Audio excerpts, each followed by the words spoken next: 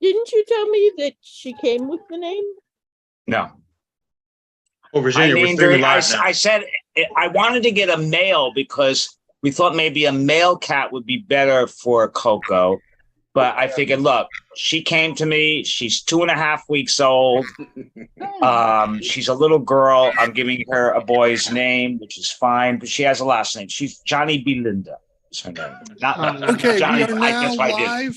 We are now I'm sorry? live Okay. on YouTube, so we can get started. Hi, my name is Paul Sugarman. This is the Instant Shakespeare Company. Today we're doing a Zoom reading of the tragedy of Coriolanus. Virginia Hammer is the playmaster, so over to you, Virginia. Okay, hi everybody. This is Coriolanus, and it's a pretty long one, so I think we better get started.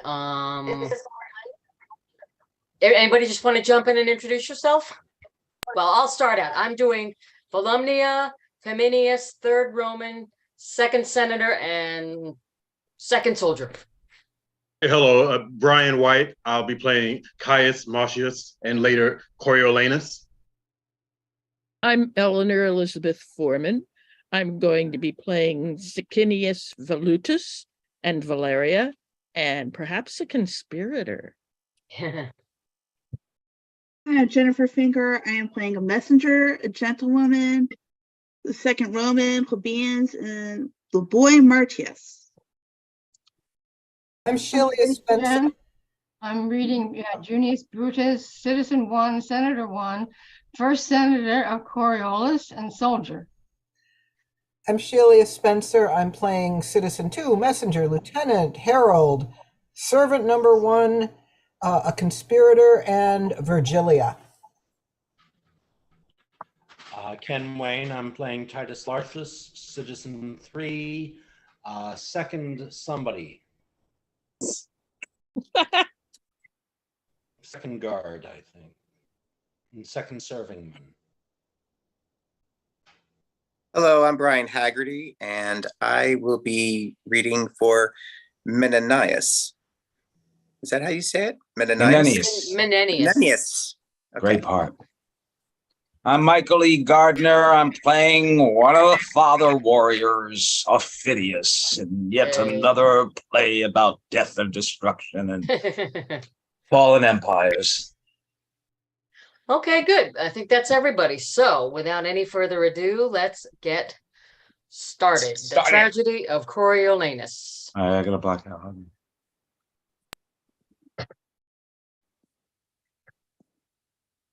What's happening?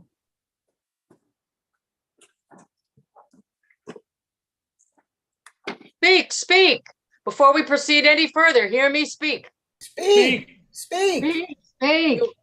You are all resolved rather to die than to famish. Resolve. First, Caius Marcius is chief enemy to the people. We know. We know it. Let us kill him, and we'll have corn at our own price. Is it a verdict? No, we're talking on it. Let it be done. Away. One word, good citizens. We are accounted poor citizens. The patricians good. What authority surface one would relieve us? If they would yield us but the superfluity, while it were wholesome, we would guess they relieved us humanely. But they think we are too dear. The leanness that afflicts us, the object of our misery, is as an inventory to particularize their abundance. Our sufferance is a gain to them. Let us revenge this with our pikes, ere we become rakes. For the gods know I speak this in hunger for bread, not in thirst for revenge. Would you proceed especially against Caius Marcius? Against him first. He's a very dog to the commonalty. Consider you what services he has done for his country. Very well, and could be content to give him good report for it, but that he pays himself with being proud. Nay, but not maliciously. Understand to you. What he hath done famously, he did it to that end. Though soft-conscienced men can be content to say it was for his country, he did it to please his mother, and to be partly proud, which he is, even to the altitude of his virtue. What he cannot help in his nature, you account a vice in him. You must in no way say he is covetous. If I must not, I need not be barren of accusations. He hath faults with surplus to tire in repetition. Ah. What shouts are Hey, Oh, The other side of the city is risen. Why stay we prating here? To the capital. Come, come. Soft, who comes here? Worthy Menenius Agrippa, one that hath always loved the people. He's one honest enough. Would all the rest were so. What works, my countrymen, in hand? Where go you, with bats and clubs? The matter? Speak, I pray you. Our business is not unknown to the Senate. They have had inkling this fortnight that what we intend to do. Now we'll show them in deeds. They say poor suitors have strong breasts. They shall know we have strong arms too. Why, masters, why, my good friends, mine honest neighbors, will you undo yourselves? We cannot, sir. We are undone already. I tell you, friends, most charitable care have the patricians of you.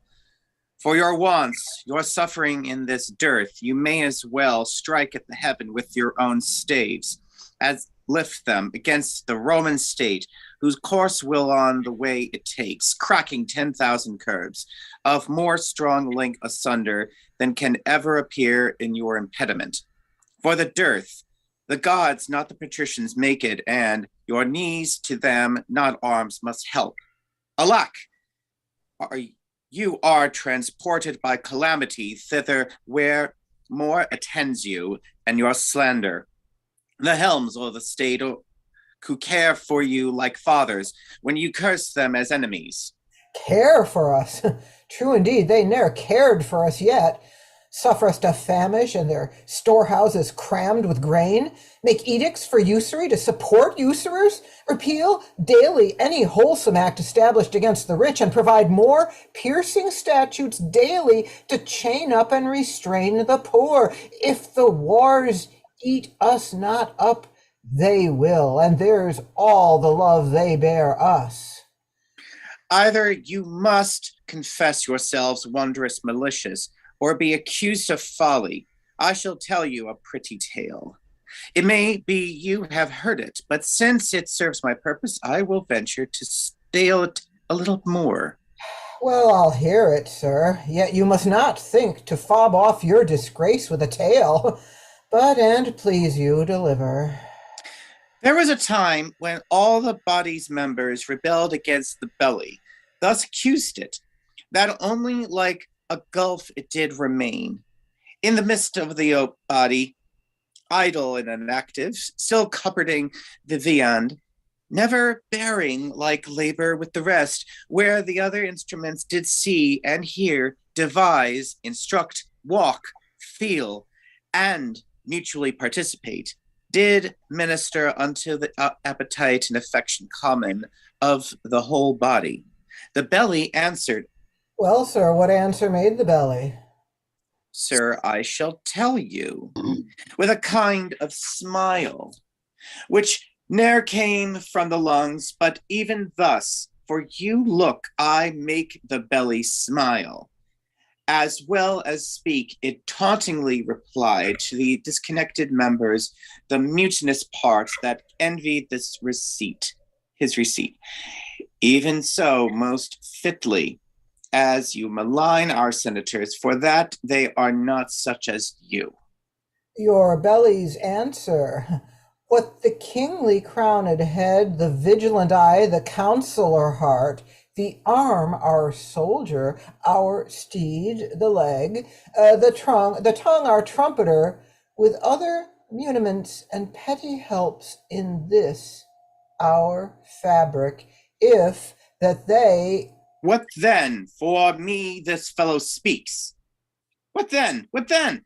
Should by the cormorant belly be restrained, who is the sink of the body? Well, what then? The former agents, if they did complain. What could the belly answer? I will tell you, if you'll bestow a small of what you have a little, patience a while. You used hear the belly answer. You are long about it. Note me this, good friend. Your most grave belly was deliberate, not rash like his accusers, and thus answered. True is my incorporate friends, quoth he, that I received the general food at first, which you do live upon, and fit it is. Because I am the storehouse and the shop of the whole body. But if you do remember, I send it through the rivers of your blood, even to the court, the heart, to the seat of the brain. And through the cranks and offices of man, the strongest nerves and small inferior veins from me receive that natural competency whereby they live. And though that all at once, you, my good friends, this says the belly, mark me. Aye, sir, well. Though all at once cannot see what I do deliver out to each, yet I can make my audit up that all from me do back receive the flower of all, and leave me but the bran. What say you to it? It was an answer. How apply you this? The senators of Rome are this good belly, and you, the mutinous members, for examine their counsels and their cares, digest things rightly, touching the weal of the common. You shall find no public benefit which you receive, but it proceeds or comes from them to you, and no way from yourselves. What do you think, you, the great toe of this assembly? I, the great toe? Why the great toe? For that being one of the lowest, basest, poorest of this most wise rebellion, thou goest foremost, thou rascal, thou that art worst in blood to run, leadst first to win some vantage. But make you ready your stiff bats and clubs. Rome and her rats are at the point of battle. One side must have bail. Hail, noble Marcius. Thanks. What's the matter, you dissententious rogues, that rubbing the poor itch of your opinion, make yourselves scabs? We have ever your good word. He that will have good words to thee will flatter beneath of whoring. What would you have, you curs, that make like not peace, like nor peace, nor war? The one affrights you, the other makes you proud. He that trusts to you, where he should find you lions, finds you hares. Where foxes, geese you are. No, sure, no. Then is the coal of fire upon the ice, or hailstone in the sun. Your virtue is to make him worthy, whose offense subdues him, and curse the justice that did it. Who deserves greatness deserves your hate, and your affections are a sick man's appetite. Who desires most that would increase his evil? He that depends upon your favors swims with fins of lead and hews down oaks with rushes. Hang ye! Trust ye? With every minute you do change a mind and call him noble that was now your hate, him vile that was your garland. What's the matter that in these several places of the city you cry against the noble senate who, under the gods, keep you in awe, which else would feed upon one another? What's their seeking? For corn at their own rates, whereof they say this city is well stored. Hang 'em! They say? They'll sit by the fire and presume to know what's done in the capital. Who's like to rise? Who thrives and who declines? Side factions and give out conjectural marriages, making parties strong, enfeebling such as stand not in their liking below their cobbled shoes. They say there's grain enough. With the ability lay aside their roof and let me use my sword. I'd make ye a quarry, and with thousands of different slaves, as high as I could pick my lance. Nay, these are almost thoroughly persuaded, for thou abundantly they lack discretion. Yet they are passing cowardly. But I beseech you, what says the other troop? Oh, they are dissolved. Hang 'em! They said they were hungry, sighed for proverbs that hunger broke stone walls, that dogs must eat, that meat was made for mouths, that the gods sent not corn for the rich men only. With these shreds, they vented their complaining, which being answered, and a petition granted them, a strange one, to break the heart of generosity and make bold power look pale. They threw their caps as they would hang them on the horns of the moon, shouting, shooting their emulation. What is granted them? 5 tribunes to defend their vulgar wisdoms of their own choice. One's Junius Brutus, Sicinius Velutus, and I know not. Death, the rabble should have first unroofed the city, ere so prevailed with me. It will in time win upon power, and go forth greater themes for insurrections arguing. This is strange. Go get you home, you fragments. Where's Caius Marcius? Oh, sorry. Here! What's the matter? The news is, sir, the Volsces are in arms. I'm glad on it. Then we shall have means to vent our musty superfluity. See our best elders.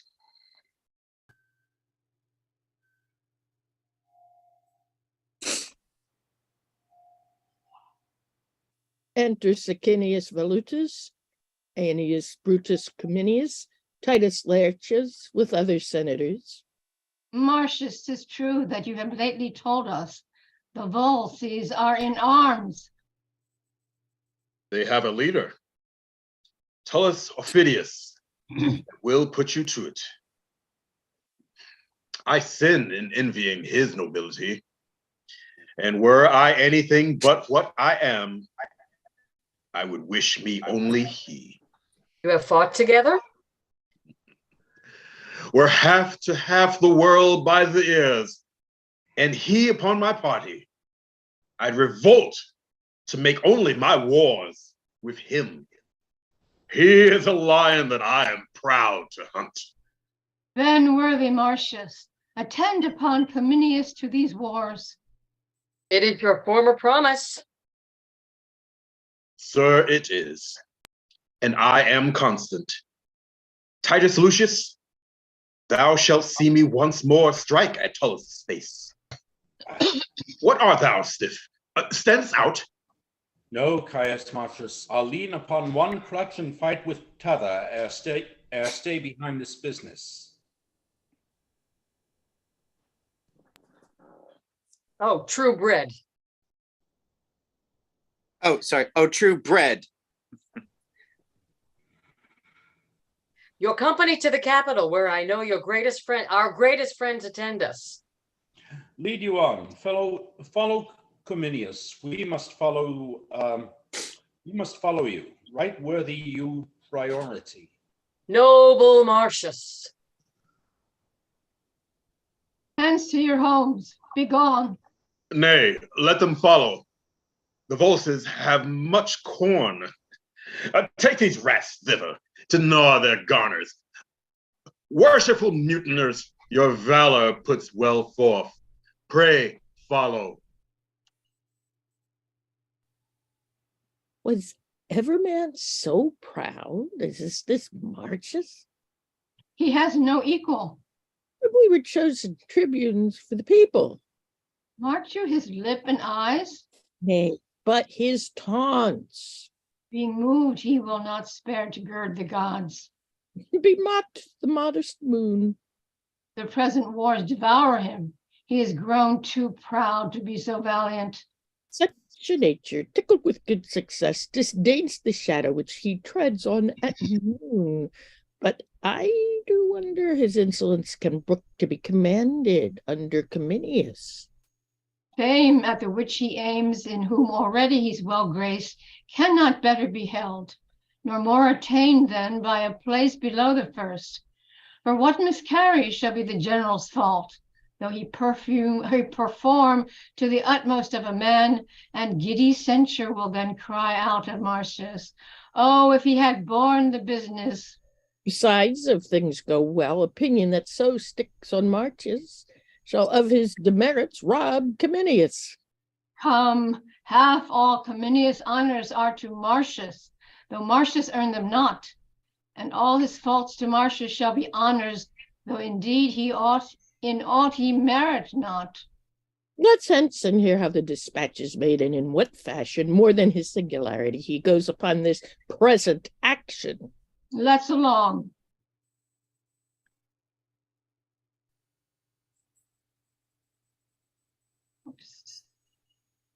Act 1, Scene 2.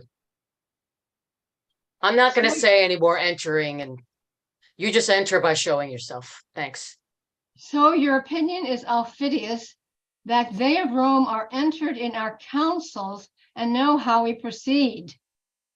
Is it not yours? Whatever hath been thought at one in this state that could be brought to bodily act ere Rome had circumvention. 'Tis not 4 days gone since I heard these. These are the words, I think. I have the letter here. Here it is. They have pressed to power, but it is not known whether for east or west the dearth is great, the people mutinous, and it is rumored Cominius Marcius, your old enemy, who is of Rome worse hated than of you, and Titus Lartius, a most valiant Roman, these three lead on this preparation. Whether 'tis spent, most likely 'tis for you. Consider of it. Our armies in the field. We never yet made doubt, but Rome was ready to answer us. And nor did you think it folly to keep your great pretenses veiled till when they needs must show themselves, which in the hatching it seemed appeared to Rome. By the discovery we shall be shortened in our aim, which was to take in many towns, ere almost Rome should know we are afoot. Noble Aufidius, take your commission. Hie you to our bands. Let us alone to guard Coriolanus if they set down before us. For the remove, bring up your army. But I think you'll find they have not prepared for us. Oh, doubt not that. I speak from certainties, nay more. Some parcels of their power are forth already, and only hitherfore I leave your honors. If we and Caius Marcius chance to meet, 'tis sworn between us, we shall ever strike till one can do no more. The gods assist you. And keep your honors safe. Farewell. Farewell. Farewell. Farewell. Act 1, Scene 3. I pray you, daughter, sing, or express yourself in a more comfortable sort. If my son were my husband, I should freelier rejoice in that absence wherein he won honor, than in the embracements of his bed, where he would show most love. When yet he was but tender-bodied, and the only son of my womb, when youth with comeliness plucked all gaze his way, when for a day of king's entreaties a mother should not sell him an hour from her beholding, I, considering how honor would become such a person, that it was no better than picture-like to hang by the wall, if renown made it not stir, was pleased to let him seek danger, where he was like to find fame. Through a cruel war I sent him, from whence he returned his brows bound with oak. I tell thee, daughter, I sprang not more in joy at first hearing he was a man-child, than now in first seeing he had proved himself a man. But had he died in the business, madam, how then? Then his good report should have been my son. I therein would have found issue. Hear me profess sincerely. Had I a dozen sons, each in my love alike, and none less dear than thine, and my good Marcius, I had rather than 11 die nobly for their country, than one voluptuously surfeit out of action. Madam, the Lady Valeria has come to visit you. Beseech you, give me leave to retire myself. Indeed you shall not. Methinks I hear hither your husband's drum. See him pluck Aufidius down by the hair. As children from a bear, the vultures shunning him. Methinks I see him stamp thus and call thus. Come on, you cowards! You were got in fear, though you were born in Rome. His bloody brow with his mailed hand, then wiping, forth he goes like to a harvestman, that tasked to mow or all, or lose his hire. His bloody brow! Oh, Jupiter, no blood! Oh, way you fool! It more becomes a man than gilt his trophy. The breasts of Hecuba, when she did suckle Hector, looked not lovelier than Hector's forehead when it spit forth blood at Grecian sword. Contemning, tell Valeria we are fit to bid her welcome. Heaven bless my lord from fell Aufidius. He'll beat Aufidius head below his knee and tread upon his neck. My ladies, both good day to you. Sweet madam. I'm glad to see your ladyship. How do you both? You're manifest housekeepers. What are you sewing here?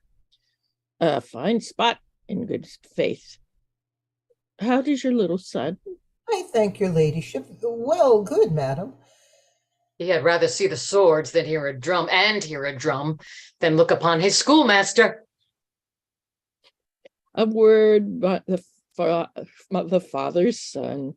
I'll swear 'tis a very pretty boy.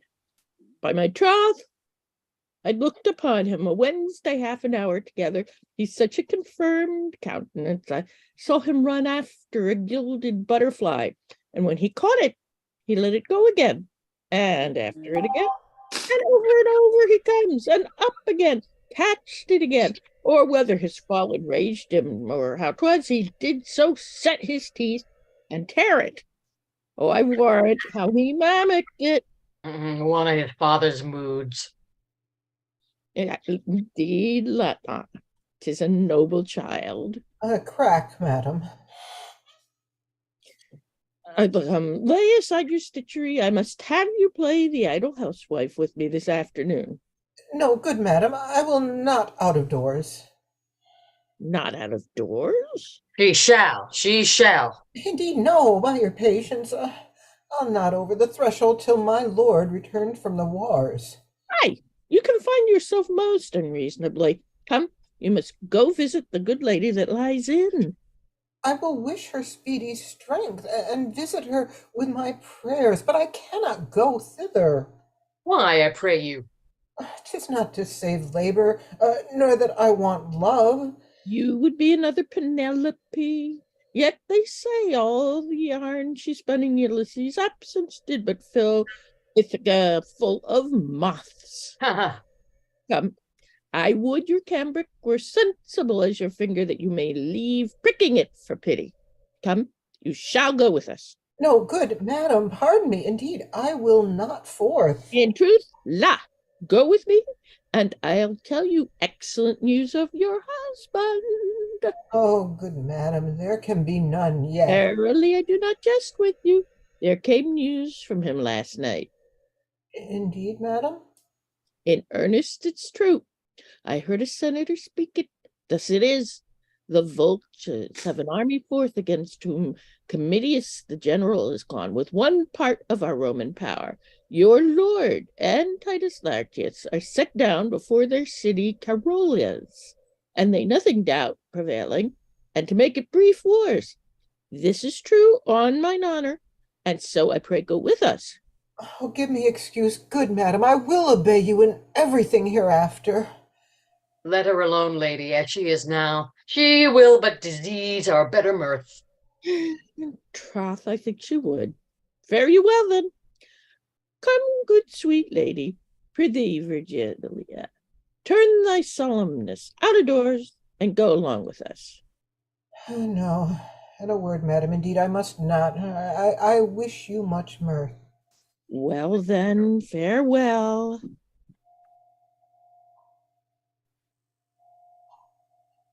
Yonder comes news. A wager. They have met. My horse to yours, no.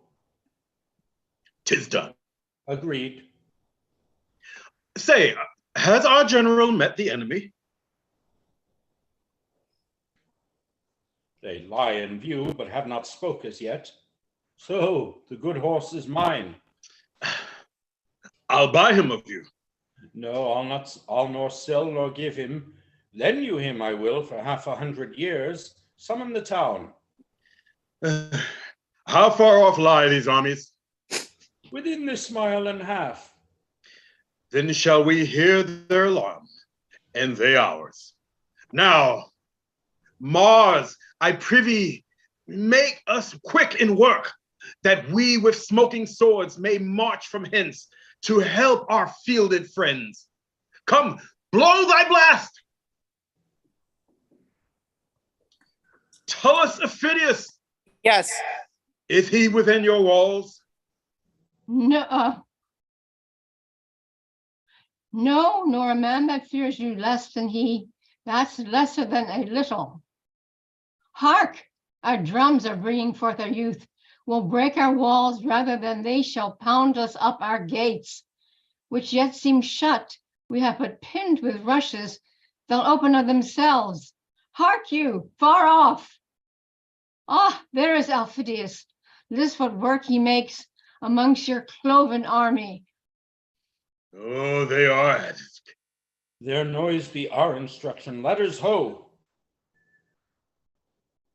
They fear us not, but issue forth from their city. Now put your shields before your hearts and fight with hearts more proof than their shields. Advance, praise Titus, brave Titus. They do disdain us much beyond our thoughts, which makes me sweat with wrath. Come on, my fellows. He that retires, I'll take him for a Volsci, and he shall feel my edge. All the contagion of the South light on you, you shames of Rome, you herd of biles and plagues. Plaister on you are, that you may be abhorred, farther than seen, and one infect another against the wind a mile. You souls of geese that bear the shapes of men, how have you run from slaves that apes would beat? Pluto and hell all hurt behind, backs red and faces pale with flight and augured fear. Mend and charge home, or by the fires of heaven, I'll leave the foe and make my wars on you. Look to it, come on. If you'll stand fast, we'll beat them to their wives as they to our trenches follows. So now the gates are open. Now prove good seconds. 'Tis for the followers' fortune widens them, not for the flyers. Mark me and do the like. Foolhardiness, not I. Nor I. See, they have shut him in. Through the pot, I warned him. Warned him. What is become of Marcius? Slain. Slain, doubtless. Following the flyers at the very heels, with them he enters, who upon the sudden clap to their gates, he is himself alone to answer all the city. Oh, noble fellow, who sensibly outdares his senseless sword, and when it bows, stands up. Thou art left, Marcius, a carbuncle entire, as big as thou art were not so rich a jewel. Thou wast a soldier even to Cato's wit, not fierce and terrible only in strokes, but with thy grim looks and the thunder-like percussion of thy sounds, thou madest thine enemy shake as if the world were feverous and did tremble. Look, sir. Oh, 'tis Marcius. Let's fetch him off or make remain alike. Act 1, Scene 5. This will I carry to Rome. And I this. Marinant, I took this for silver. See here these movers that do prize their hours at the crack drachmy, cushions, leaden spoons, irons of a doit, doublets that hangmen would bury with those that wore them. These base slaves, ere yet the fight be done, pack up, down with them, and hark what noise the general makes. To him there is the man of my soul's hate, Aufidius, piercing our Romans. Then valiant Titus take convenient numbers to make good the city, whilst I with those that have the spirit will haste to help Cominius. Worthy sir, thou bleedst. Thy exercise hath been too violent for a second course of fight. Sir, praise me not. My work hath yet not warmed me. Fare you well. The blood I drip is rather physical than dangerous to me. To Aufidius, thus I will appear and fight. Now the fair goddess Fortune fall deep in love with thee, and her great charms misguide thy opposers' swords. Bold gentleman, prosperity be thy page. Thy friend, no less than those she placeth higher. So farewell. Thou worthiest Marcius, go sound thy trumpet in the marketplace, call thither all the officers of the town, where they shall know our mind. Away. Act 1, Scene 6. I'm not muted, right? Breathe, you, my friends. Well fought. We are come off like Romans, neither foolish in our stands nor cowardly in retire. Believe me, sirs, we shall be changed again. Whilst we have struck by interims and conveying gusts, we have heard the charges of our friends. The Roman gods lead their successes, as we wish our own, that both our powers with smiling fronts encountering may give you thankful sacrifice. Thy news. The citizens of Coriolanus have issued and given to Laertius and to Marcius battle. I saw our party to their trenches driven, and then I came away. Though thou speakest truth, methinks thou speakst not well. How long is it since? Above an hour, my lord. 'Tis not a mile. Briefly we heard their drums.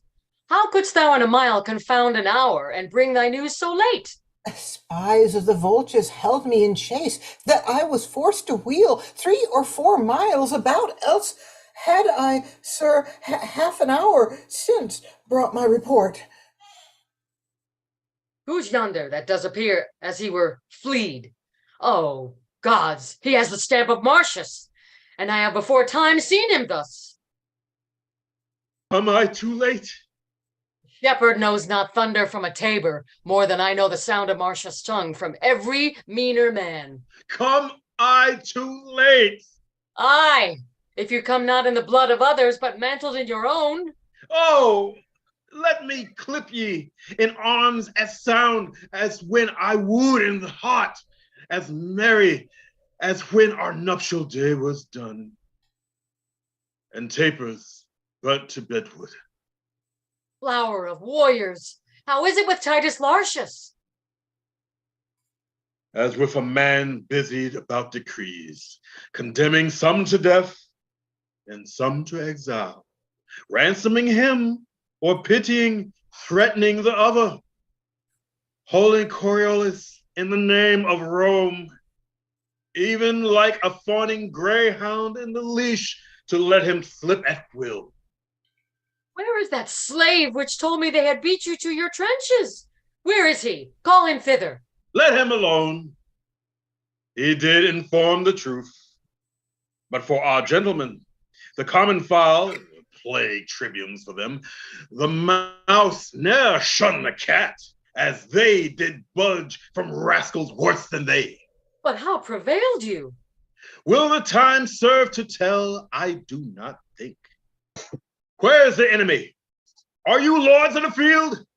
If not, why cease you till you are so? Marcius, we have at disadvantage fought, and did retire to win our purpose. How lies their battle? Know you on which side they have placed their men of trust? As I guess, Marcius, their bands in the Wayward are the ancients of their best trust, or the Mophidius, their very heart of hope.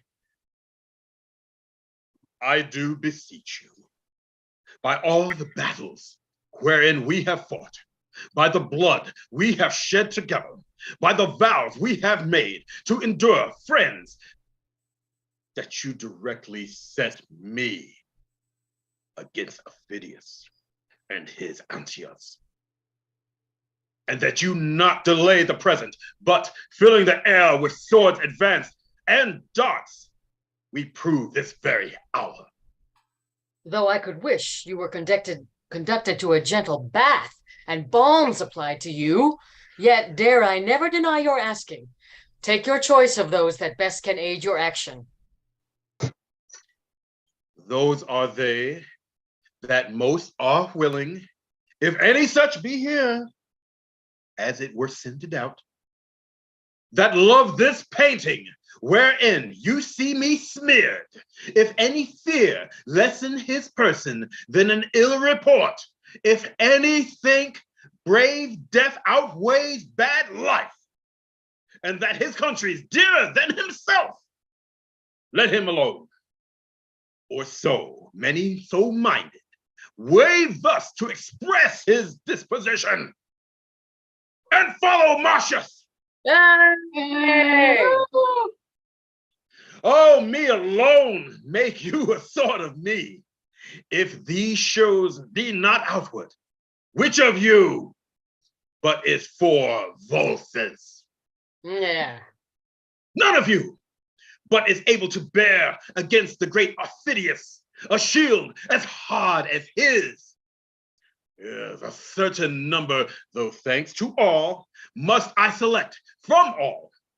The rest shall bear the business in some other fight, as cause will be obeyed.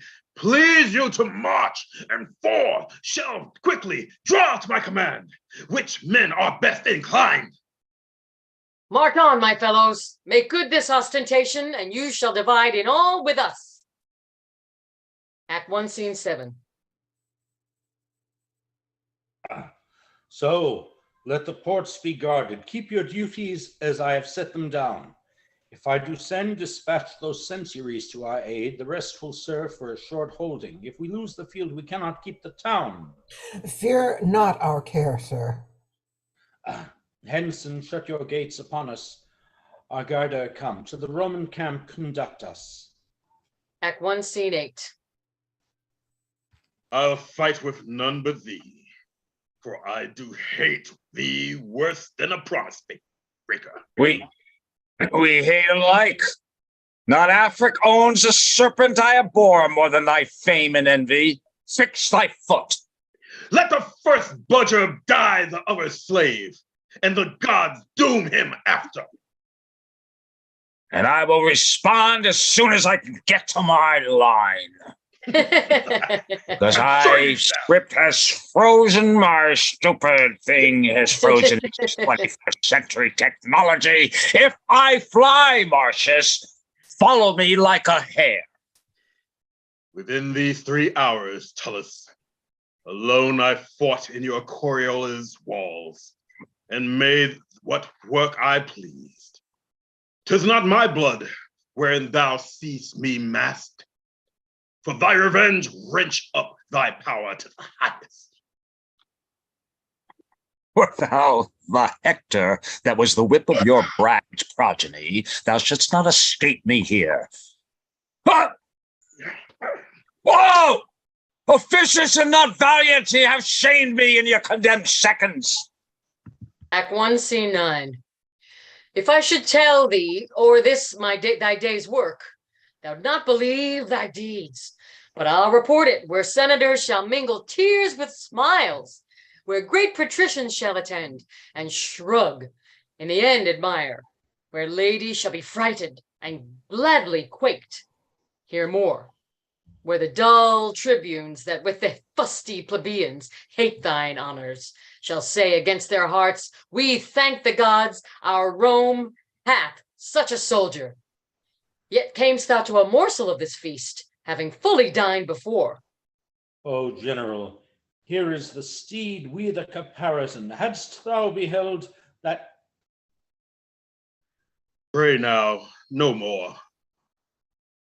My mother, who has a charter to extol her blood, when she does praise me, grieves me. I have done as you have done. That's what I can. Induce as you have been. For my country, he that has but effected his goodwill hath overta'en mine act. You shall not be the grave of your deserving. Rome must know the value of her own. 'Twere a concealment worse than a theft, no less than a traducement to hide your doings, and to silence that which to the spire and top of praises vouched would seem but modest. Therefore, I beseech you, in sign of what you are, not to reward what you have done before our army hear me. I have some wounds upon me, and they smart to hear themselves remembered. Should they not, well might they fester against ingratitude, and tent themselves with death. Of all the horses whereof we have ta'en good, and good store of all, the treasure in this field achieved and city, we render you the 10th, to be ta'en forth before the common distribution, as your only choice. I thank you, General, but cannot make my heart consent to take a bribe to pay my sword. I do refuse it, and stand upon my common part with those that have beheld the doing. Marcius, Marcius. Marcius. May these same instruments which you profane never sound more. When drums and trumpets shall in the field prove flatterers, let courts and cities be made all of false-faced soothing. When steel grows soft as the parasite silk, let him be made an overture for the wars. No more, I say, for that I have not washed my nose that bled, or foiled some devil wretch, which without note, here's many else have done. You shoot me forth in acclamations hyperbolical, as if I loved my little should be dieted in praises sauced with lies. Too modest are you, more cruel to your good report than grateful to us that give you truly.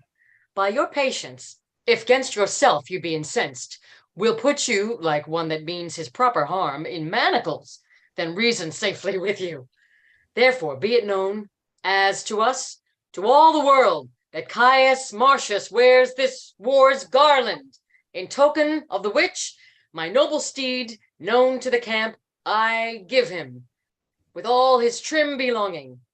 And from this time, from what he did before Coriolanus, call him, with all the applause and clamor of the host, Caius Marcius Coriolanus.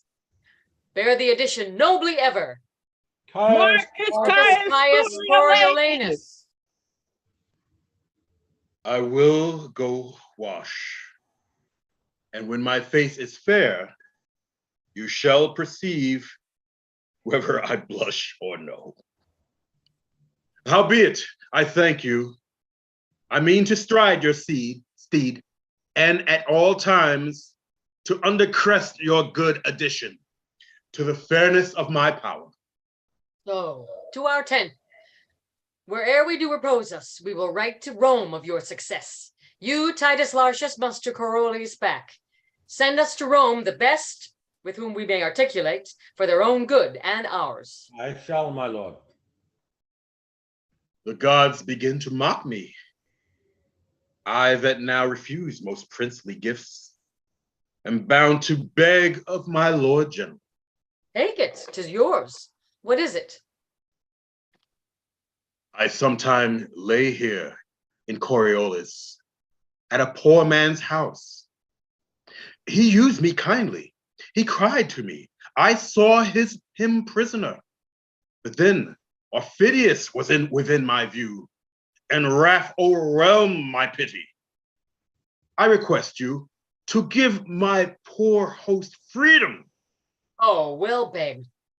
Were he the butcher of my son, he should be free, as is the wind.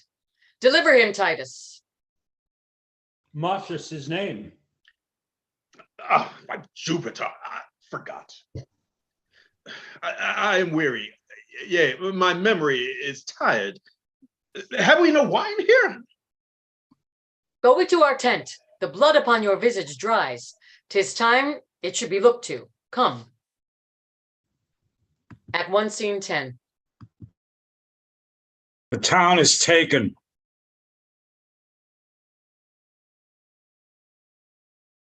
The town is taken. Good condition. Condition? I would I were a Roman, for I cannot, being a Volci, be that I am. Condition? What good condition can a treaty find in the part that is a mercy or is it a mercy? 5 times, Marcius, I have fought with thee. So oft hast thou beat me, and wouldst do so, I think, should we encounter as often as we eat. By the elements, if e'er again I meet him, beard to beard, he's mine, or I am his. Mine emulation has not that honor in it had. But where I thought to crush him in an equal force, true, sword to sword, I'll potch him at him some way, or wrath or craft may get him. He's the devil. Bolder, though not so subtle. My valor's poisoned with only suffering stained by him. For him shall fly out of itself. Nor sleep, nor sanctuary, being naked, sick, nor fane, nor capital. The prayers of priests, nor times of sacrifice. Embarkments all of fury shall lift up their rotten privilege and custom against my hate to Marcius. Where I find him, or at home, upon my brother's guard, even then, against the hospitable cannon, would I wash my fierce hand in his heart. Go you to the city, learn how it is held, and what they are must that be hostages for Rome. Will not you go? I am attendant of the Circus Grove. I pray you, 'tis south the city, miles. Bring me word hither that how the world goes, that to the pace of it I may spur on my journey. I shall, sir. Act 2, Scene 1.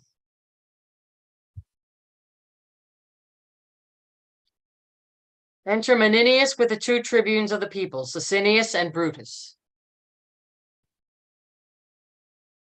The augurer tells me we shall have news tonight.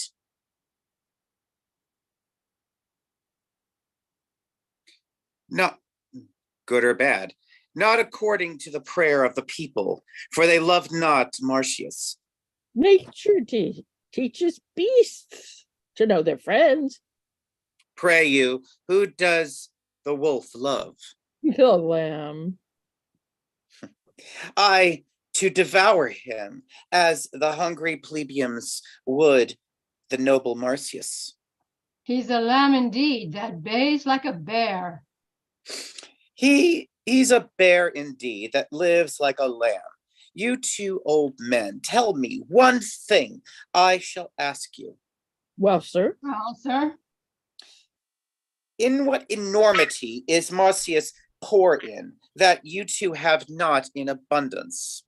He's poor in no one fault, but stored with all. Especially in pride. And topping all others in boasting. This is strange now. Do you 2 know how you are censored here in the city? I mean, with us over the right-hand file? Do you? Why? How are we censored? How are we censored? Because you talk of pride now. Will you not be angry? Well, sir. Well, sir. Why, 'tis no great matter, for a very little thief of occasion will rob you of a great deal of patience. Give you dispositions the reins, and be angry at your pleasures. At the best, if you take it as a pleasure to you in being so. You blame Marcius for being proud. We do it not alone, sir. I know you can do very little alone, for your helps are many. Or else your actions would grow wondrous single. Your abilities are too infant-like for doing much alone. You talk of pride. Oh, that you could turn your eyes toward the napes of your necks and make an interior survey of your good selves. Oh, that you could. What then, then, sir? sir? Why then, you should discover a brace of unremitting, proud, violent, testy magistrates, alias fools, as in Rome. Menentius, you're known well enough too. I am known to be a humorous patrician and one that loves a cup of hot wine, with not a drop of allaying Tiber, said to be something imperfect in favoring the first complaint, hasty and tinder-like upon too trivial motion. One that converses more with the buttock of the night than with the forehead of the morning. What I think I utter and spend my malice in my breath. Meeting two such wheelsmen as you are, I cannot call you Lycurguses. If I drink, you give me touch my palate adversely. I make a crooked face at it. I can say, your worships have delivered the matter well, when I find the ass in compound with the major part of your syllables. And though I must be content to bear with those that say you are reverend grave men, yet they lie deadly that tell you have good faces. If you see this in the map of my microcosm, follows it that I am known well enough to? What harm can your Bison conspicuities glean out of this character if I be known well enough to? Come, sir, come. We know you well enough. You know neither me or yourselves nor anything. You are ambitious for poor knaves' caps and legs. You wear out a good wholesome forenoon in hearing a cause between an orange wife and a faucet seller, and then rejoin the controversy of 3d to a second day of audience. When you are hearing a matter between party and party, if you chance to be pitched with the colic, you make faces like mummers, set up the bloody flag against all patience, and in roaring for a chamber pot, dismiss the controversy bleeding, the most entangled in your hearing. All the peace you make in their cause is calling both the parties knaves. You are a pair of strange ones. Come, come. You are well understood to be a perfect jiver for the table, then a necessary bencher in the capital. Our very priests must become mockers if they shall encounter such ridiculous subjects as you are. When you speak best unto the purpose, it is not worth of wagging of your beards. And your beards deserve not so honorable a grave as to stuff a botcher's cushion, or to be entombed in an ass's pack saddle. Yet you must be saying Marcius is proud, who in a cheap estimation is worth of all your predecessors since Deucalion, though peradventure some of the best of them were hereditary hangmen. God den to your worships. More of your conversation would infect my brain. Being the herdsman of the beastly plebeians, I will be bold to take my leave of you.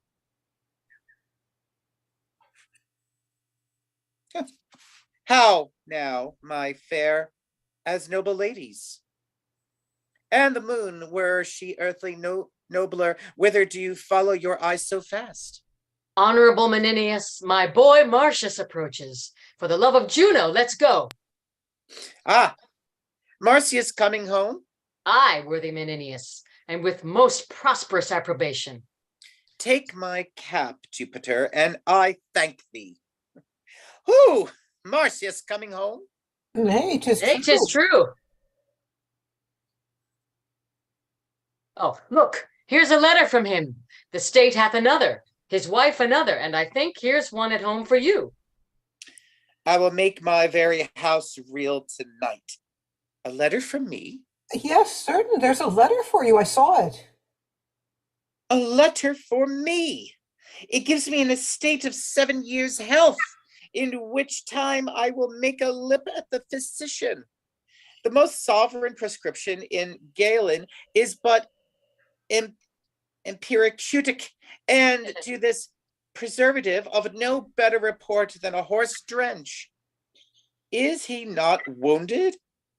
He was wont to come home wounded. Oh, no, no, no. Oh, he is wounded. I thank the gods for it. So do I too. If it be not too much, brings a victory in his pocket, the wounds become him. On his brows. Menenius, he comes the third time home with the oaken garland.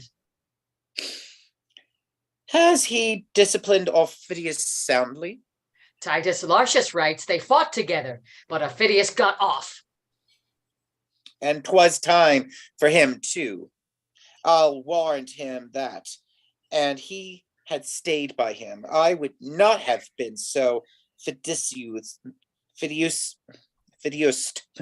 for all the cake, for all the chests in Coriols and the gold that's in them. Is the Senate presented of this? Good ladies, let's go. Yes, yes, yes. The Senate has letters from the general, wherein he gives my son the whole. He hath in this action outdone his former deeds doubly. In troth, there's wondrous things spoke of him. Wondrous. I warrant you, and not without his true purchasing. The gods grant them true. True powwow. True. I'll be sworn they are true. Where is he wounded? God save your good worships. Marcius is coming home. He has more cause to be proud. Where is he wounded? In the shoulder and in the left arm. There will be large cicatrices to show the people when shall stand for his place.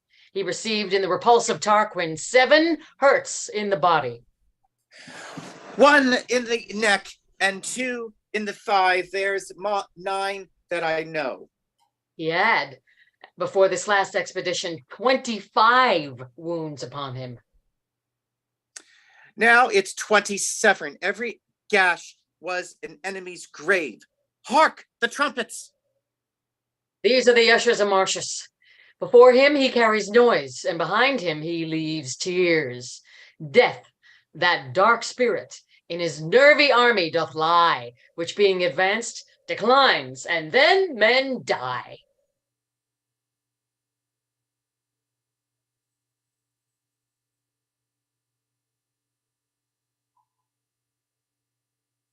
Know, Rome, that all alone Marcius did fight within Coriolanus gates, where he hath won with fame and name to Marcius Caius.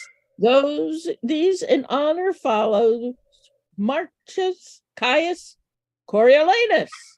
Welcome to Rome, renowned Coriolanus. Welcome to Rome, renowned Coriolanus. Coriolanus. No more of this. It does offend my heart. Pray now, no more. Look, sir, your mother. Oh, you have, I know, petitioned all the gods for my prosperity. Nay, my good soldier, up. My gentle Marcius, worthy Caius, and by deed achieving honor, newly named. What is it? Coriolanus, must I call thee? Oh, but thy wife. My gracious silence, hail. Wouldst thou have laughed had I come coffined home? That weeps to see me triumph? Ah, my dear, such eyes the widows in Coriolanus wear, and mothers that lack sons. Now the gods crown thee. And live you yet? Oh, my sweet lady, pardon. I know not where to turn. Oh, welcome home, and welcome, General, and you're welcome all. 100,000 welcomes. I could weep, and I could laugh, and I am light and heavy. Welcome. A curse but gnaw at very root on's heart. That is not glad to see thee. You are three that Rome should dote on, yet by the faith of men, we have some old crab trees here at home that will not be grafted to your relish. Yet welcome warriors. We call a nettle but a nettle, and the faults of fools but folly. Ever right. Menenius, ever. Give way there and go on. Your hand and yours.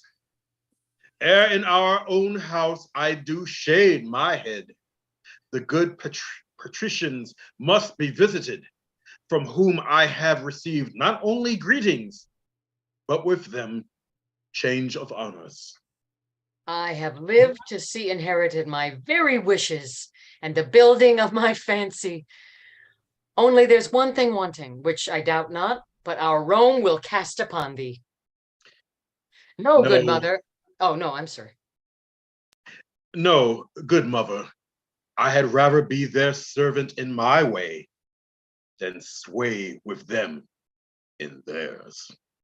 On to the capital.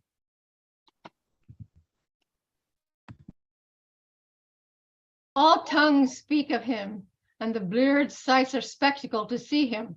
Your prattling nurse into a rapture lets her baby cry while she chats him.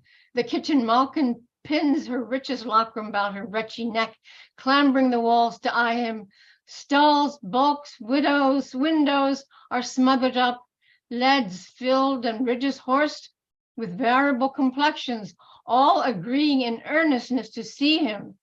Seldom shown flamens do press among the popular throngs and puff to win a vulgar station. Our veiled dames commit the war of white and damask in their nicely gauded cheeks, to the wanton spoil of Phoebus' burning kisses. Such a pruther, as if that whatsoever god who leads him were slyly crept into his humane powers and gave him graceful posture.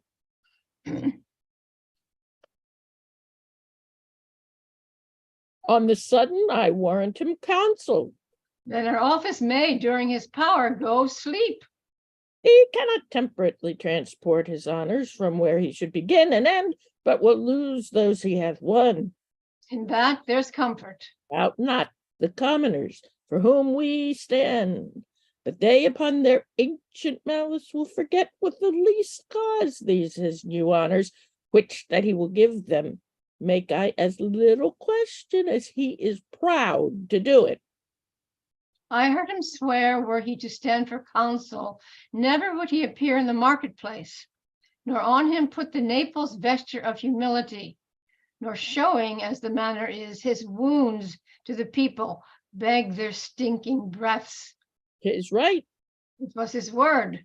Oh, he would miss it rather than carry it, but by the suit of the gentry to him and the desire of the nobles. I wish no better than to have him hold that purpose and to put it in execution. 'Tis most like he will. It shall be to him then, as our good wills, a sure distraction. So it must fall out to him or our authorities for an end.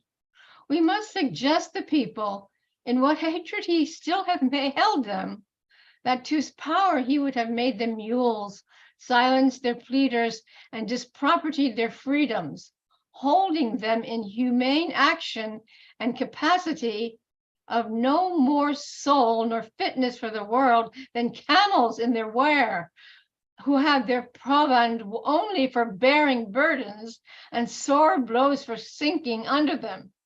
This, as you say, suggested at some time when his soaring insolence shall teach the people, which time shall not want if he be put upon it. And that's as easy as to set dogs on sheep, will be his fire, to kindle their dry stubble, and their blaze shall darken him forever. What's the matter?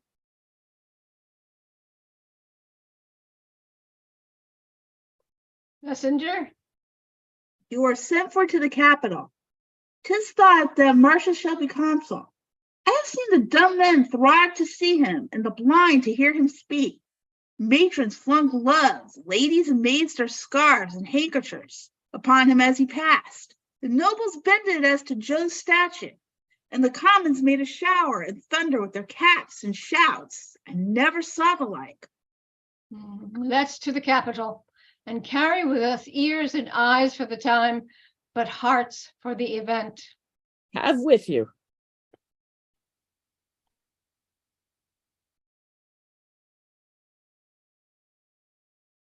Act 2, Scene 2. Come, come, they are almost here. How many stand for consulships?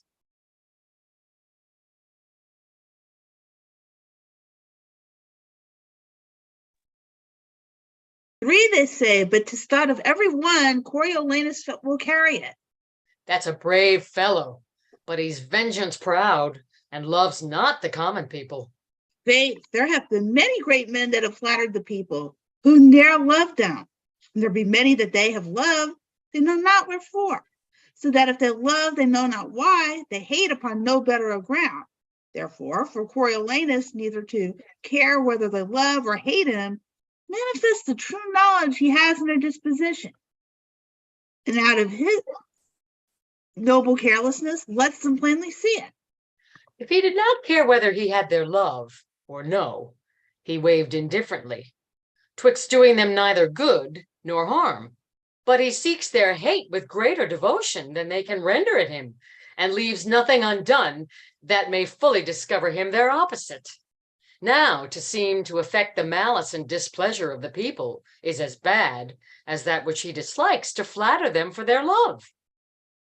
He hath deserved worthily of his country, and his ascent is not by such easy degrees as those who, having been supple and courteous to the people, bonneted without any further deed, to have them at all into their estimation and report. But he hath so planted his honors in their eyes, and his actions in their hearts, that for their tongues to be silent and not confess so much were a kind of ungrateful injury. To report otherwise were a malice, that giving itself to lie would pluck reproof and rebuke from every ear that heard it. No more of him. He's a worthy man. Make way, they're coming.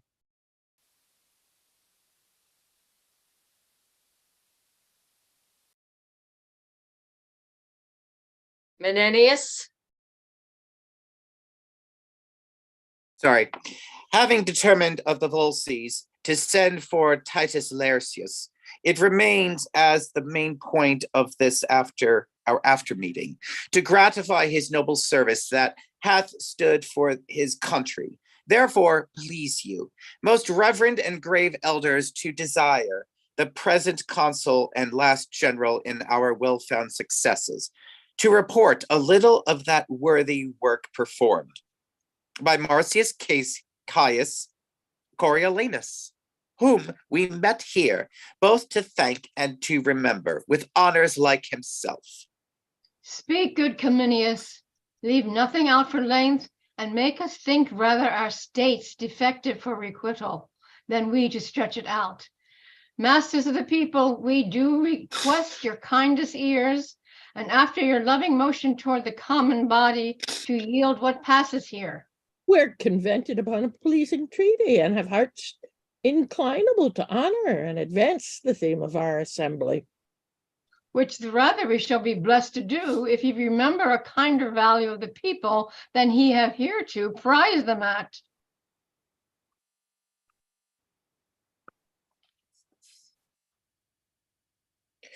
That's off. That's off.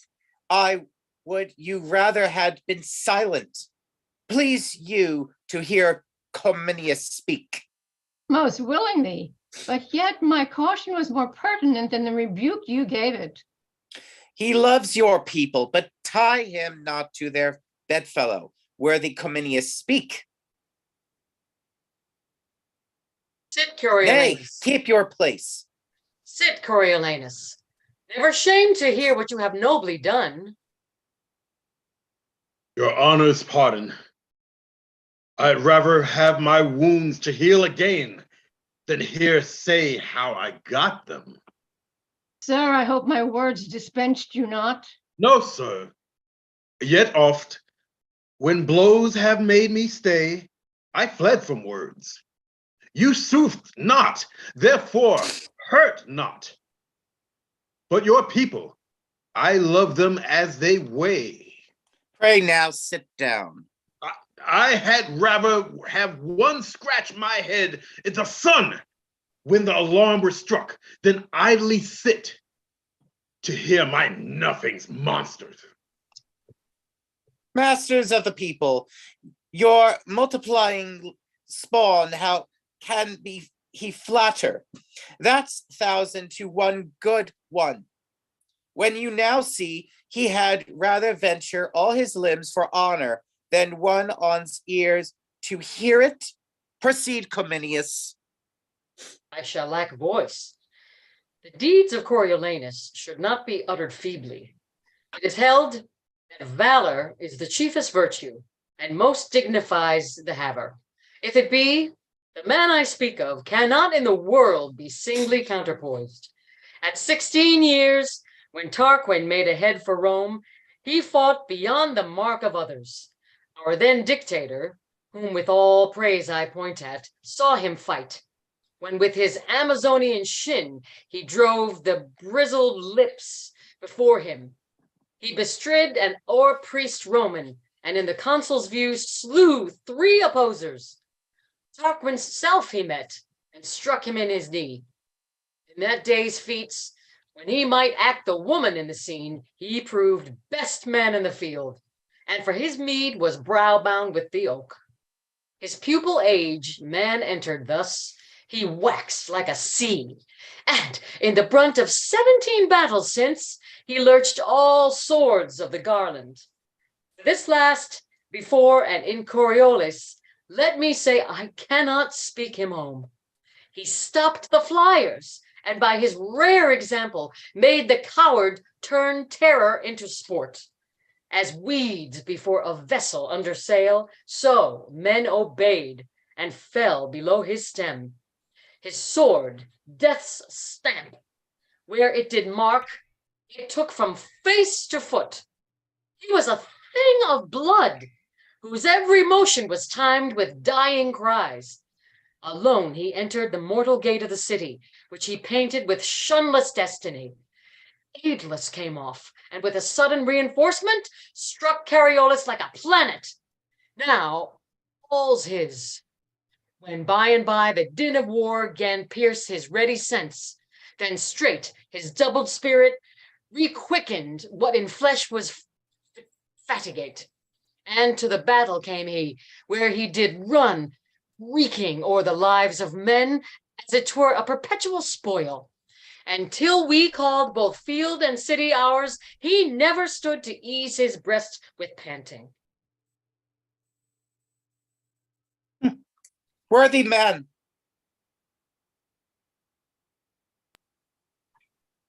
He cannot but with measure fit the honors which we devise him. Our spoils he kicked at, and looked upon things precious as they were the common muck of the world. He covets less than misery itself would give, rewards his deeds with doing them, and is content to spend the time to end it. He's right noble. Let him be called for't. Oh, Coriolanus. Doth appear. The Senate, Coriolanus, are well pleased to make thee counsel. I do owe them still my life and services. It then remains that you do speak to the people. I do beseech you, let me o'erleap that custom, for I cannot put on the gown, stand naked, and entreat them for my wound's sake to give them their suffrage. Please you that I may pass this doing. Sir, the people must have their voices, neither will they make one jot of ceremony. Put them not to it. Pray you go fit you to the custom, and take to you, as your predecessors have, your honor with your form. It is a part that I shall blush in acting, and might well be taken from the people.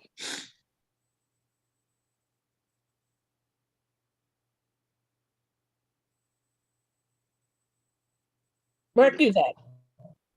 To brag unto them, thus I did, and thus show them the unasking scars which I should hide, as if I had received them for the hire of their breath only. Do not stand upon it. We recommend to you, tribunes of the people, our purpose to them, and to our noble consul, we will all joy, wish we all joy and honor. To Coriolanus come all joy and honor. You see how he intends to use the people. May they perceive his intent. He will require them as if he did contemn what he requested, should it be in him them to give. Come, we'll inform them of our proceedings here on the marketplace. I know they do attend us. 2 Scene 3. Once if he do Require our voices, we ought not to deny him. We may, sir, if we will. we have power in ourselves to do it, but it is a power that we have no power to do. For if he show us his wounds and tell us his deeds, we are to put our tongues into these wounds and speak for them. Speak for them. So if he tell us his noble deeds, we must also tell him our noble acceptance of them. Ingratitude is monstrous, and for the multitude to be ungrateful would make a monster of the multitude, of the which we, being members, should bring ourselves to be monstrous members. And to make us no better thought of, a little help will serve. For once we stood up upon the corn, he himself stuck not to call us the many-headed multitude. We have been called so of many, not that our heads are some brown, some black, some abram, some bold, but that our wits are so diversely colored. And truly, I think, if all our wits were to issue out of one skull, they would fly east, west, north, south, and their consent of one direct way should be at once to all the points of the compass. Think you so? Which way do you judge my wit would fly? Nay, your wit will not so soon out as another man's will. 'Tis strongly wedged up in a blockhead. But if it were at liberty, 'twould soar southward. Why that way? To lose itself in a fog, where, being 3 parts melted away with rotten views, the 4th would return for conscience's sake to help to get thee a wife. You are never without your tricks. You may. We all resolve to give your voices, but that's no matter. The greater part carries it. I say, if he would incline to the people, there was never a worthier man. Here he comes, and in the gown of humility. Mark his behavior. We are not to stay all together, but to come by him where he stands, by ones, by twos, and by threes. He's to make his requests by particulars, wherein every one of us has a single honor in giving him our own voices with our own tongues. Therefore follow me, and I'll direct you how you shall go by him. Content. Content.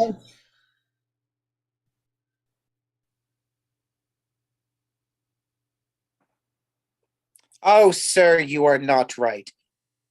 Have you not known the worthiest men have done it? What must I say, I pray, sir? Plague upon it, I cannot bring my tongue to such a pace. Look, sir, my wounds, I got them in my country's service. when some certainty of your brethren roared and ran from the noise of our own drums. Oh, me the gods! You must not speak of that. You must desire them to think upon you. Think upon me? Hang 'em! They would forget me, like the virtues which our divines lose by them. You'll mar all. I'll leave you, pray you, speak to him, I pray you, in wholesome manner. Bid them wash their faces and keep their teeth clean.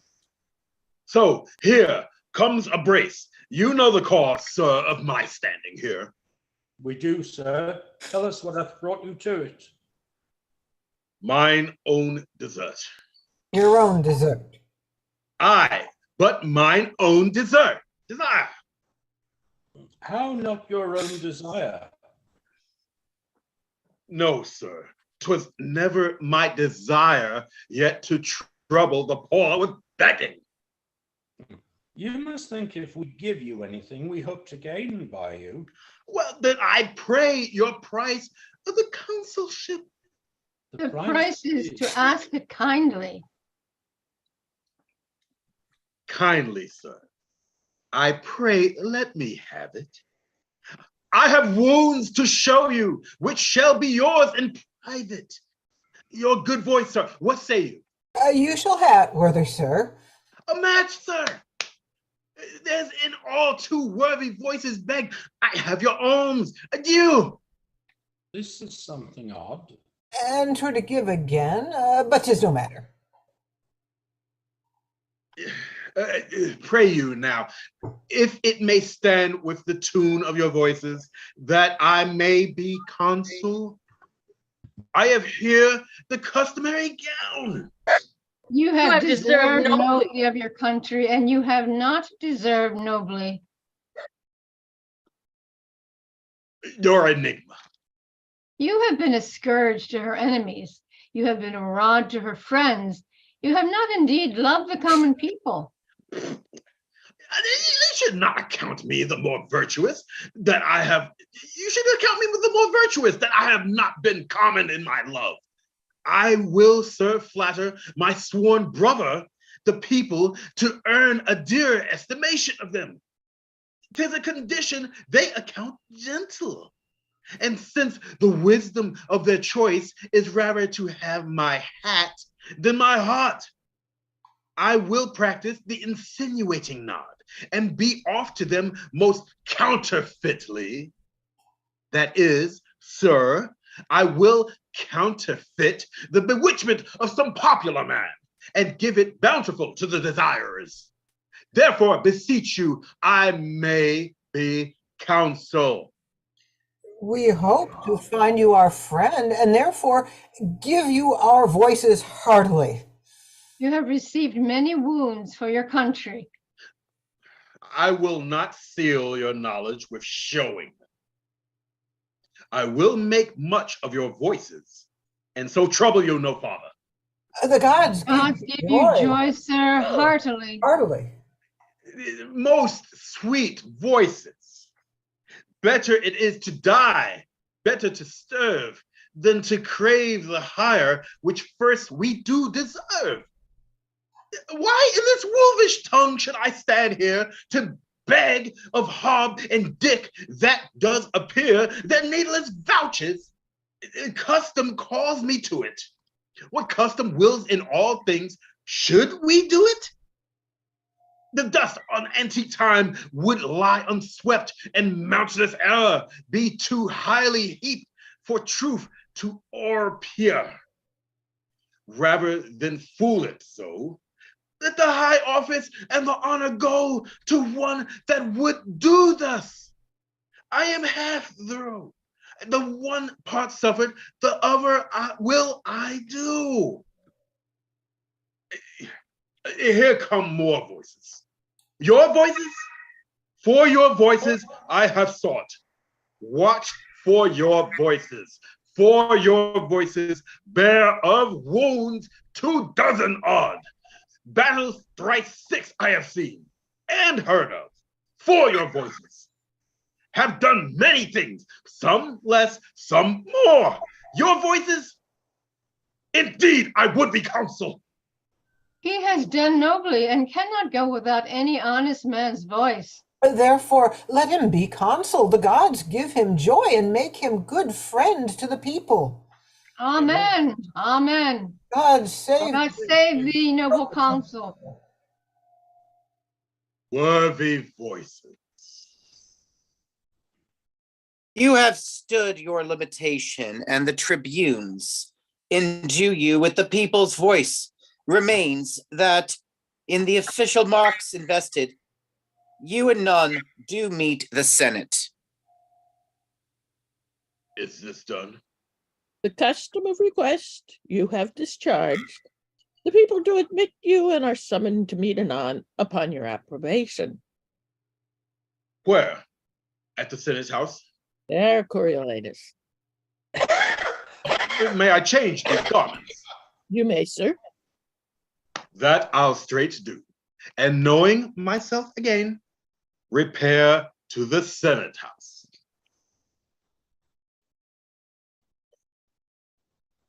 I'll keep you company.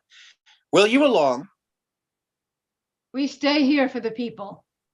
Fare you well.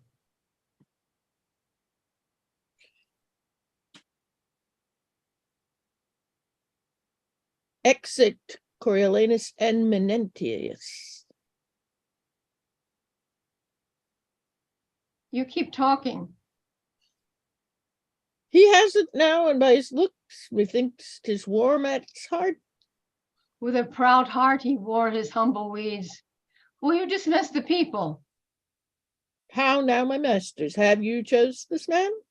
He has our voices, sir.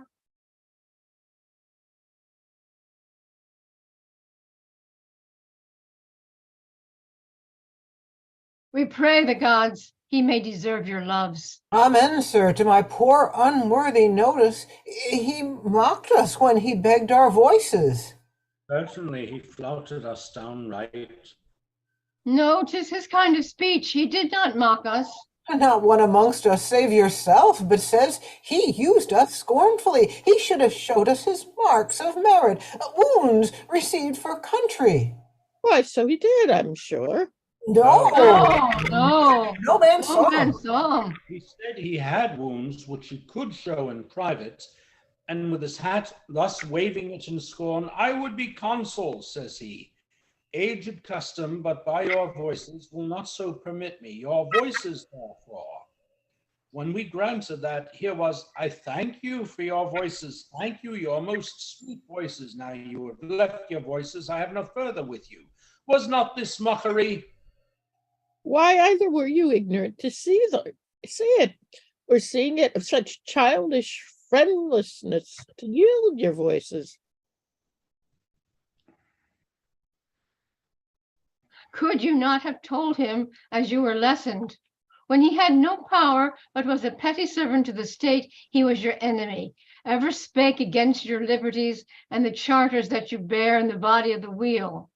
And now, arriving a place in potency and sway of the state, if he should still malignantly remain fast foe to the plebiscite, your voices might be curses to yourselves. You should have said that as his worthy deeds did claim no less than what he stood for, so his gracious nature would think upon you for your voices and translate his malice towards you into love, standing your friendly lord. Best have said as you were foreadvised, had touched his spirit, and tried his inclination from him, plucked either his gracious promise, which you might as cause had called you up, have held him to, or else it would have galled his silly nature, which easily endures not article, tying him to aught. So putting him to rage, you should have taken the advantage of his collar and passed him unelected. Did you perceive he did solicit you in free contempt when he did need your loves? And do you think that his contempt shall not be bruising to you when he hath power to crush? Why, had your bodies no heart against you? Or had you tongues to cry against the rectorship of judgment? Have you are now denied the asker, and now again of him that did not ask, but mock, bestow your shield for tongues? He's not confirmed. We may deny him yet. And we'll deny him. I'll have 500 voices of that sound. I twice 500, and their friends to piece 'em. Get you hence instantly, and tell those friends they have chose a consul, that will from them take their liberties, make them of no more voice than dogs, that are as often beat for barking, and therefore kept to do so. Let them assemble, and on a safer judgment, I'll revoke your ignorant election, enforce his pride and his own old hate unto you. Besides, forget not with what contempt he wore the humble weed, how in his suit he scorned you, but your loves, thinking upon his services, took from you the apprehension of his present portents, which most jivingly, ungravely he did fashion after the inveterate hate he bears you.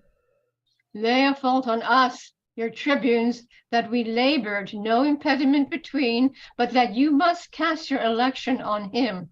Say you chose him more after our commandment than is guided by your own true affections, and that your minds preoccupied with what you rather must do than what you should, made you against the grain to voice him consul. Lay the fault on us. Aye, spare us not. Say we read lectures to you, how youngly he began to serve his country, how long continued, and what stock he springs of, the noble house of the Martians. From whence came that Ancus Marcius, Numai's daughter's son, who after great Hostilius here was king, of the same house Publius and Quintus were, that our best water, brought by conduits hither, and nobly named, so twice being censor, was his great ancestor.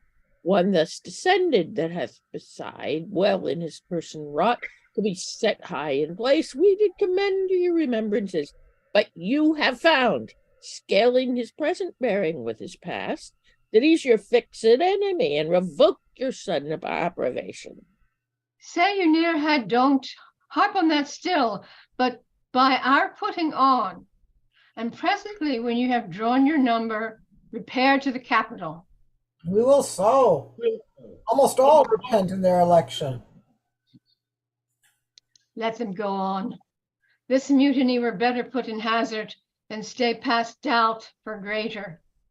If, as his nature is, he fall enraged with a refusal, both observe and answer the vantage of his anger.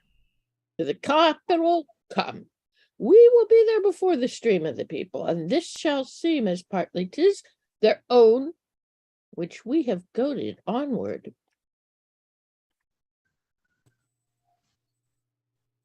Tullus Phidias then had made new head. He had, my lord, and that it was which caused our swifter composition. So then the Volses stand but as at first, ready when time shall prompt them to make road upon again.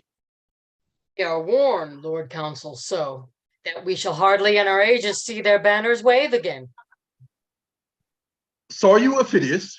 On safeguard he came to me and did curse against the Volskis, for they had so vilely yielded the town, he is retired to Antium. Spoke he of me? He did, my lord. How? What? How often he had met you sword to sword, that of all things upon the earth he hated your person most, that he would pawn his fortunes to hopeless restitution, so he might be called your vanquisher. At Antium lives he? At Antium. I wish I had a cause to seek him there, to oppose his hatred fully. Welcome home. Behold, these are the tribunes of the people, the tongues of the commonwealth. Oh, I do despise them, for they do prank them in authority against all noble sufferers. Pass no further. Ah, what is that? It will be dangerous to go on no further.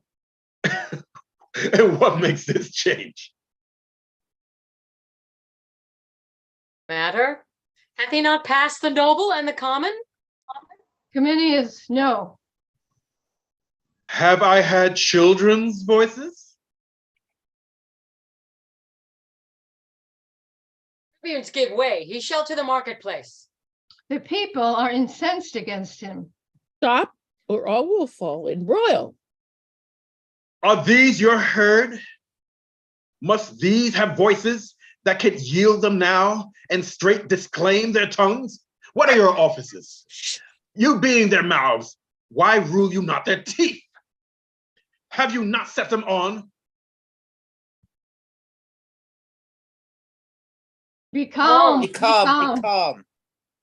It is a purpose thing and grows by plot to curb the will of the nobility. Suffer it and live with such as cannot rule, nor ever will be ruled. Call's not a plot. The people cry you mocked them, and of late, when corn was given them gratis, you repined, scandaled the suppliants, for the people called them time pleasers, flatterers, foes to nobleness. Why this was known before? Not to them all. Have you informed them since? Oh, I informed them? You are like to do such business. Not unlike each way to better yours. Why then should I be counsel? By yon clouds, let me deserve so ill as you, and make me your fellow tribute. You show too much of that for which the people stir. If you will pass to where you are bound, you must inquire your way, which you are out of, with a gentler spirit, or never be so noble as consul, nor yoke with him for tribune. Let's be calm. The people are abused. Set on, this paltry becomes not Rome, nor has Coriolanus deserved this so dishonored rub, laid falsely in the plain way of his merit.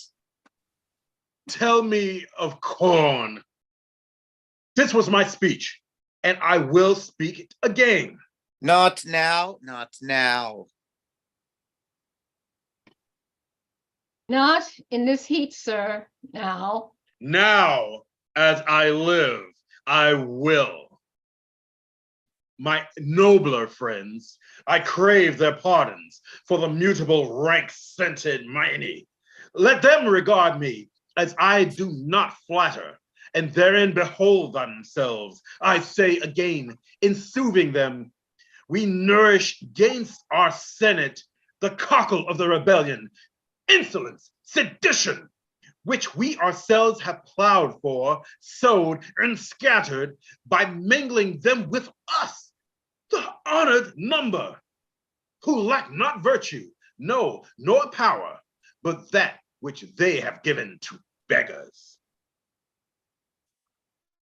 Well, no more. No more words, we beseech you.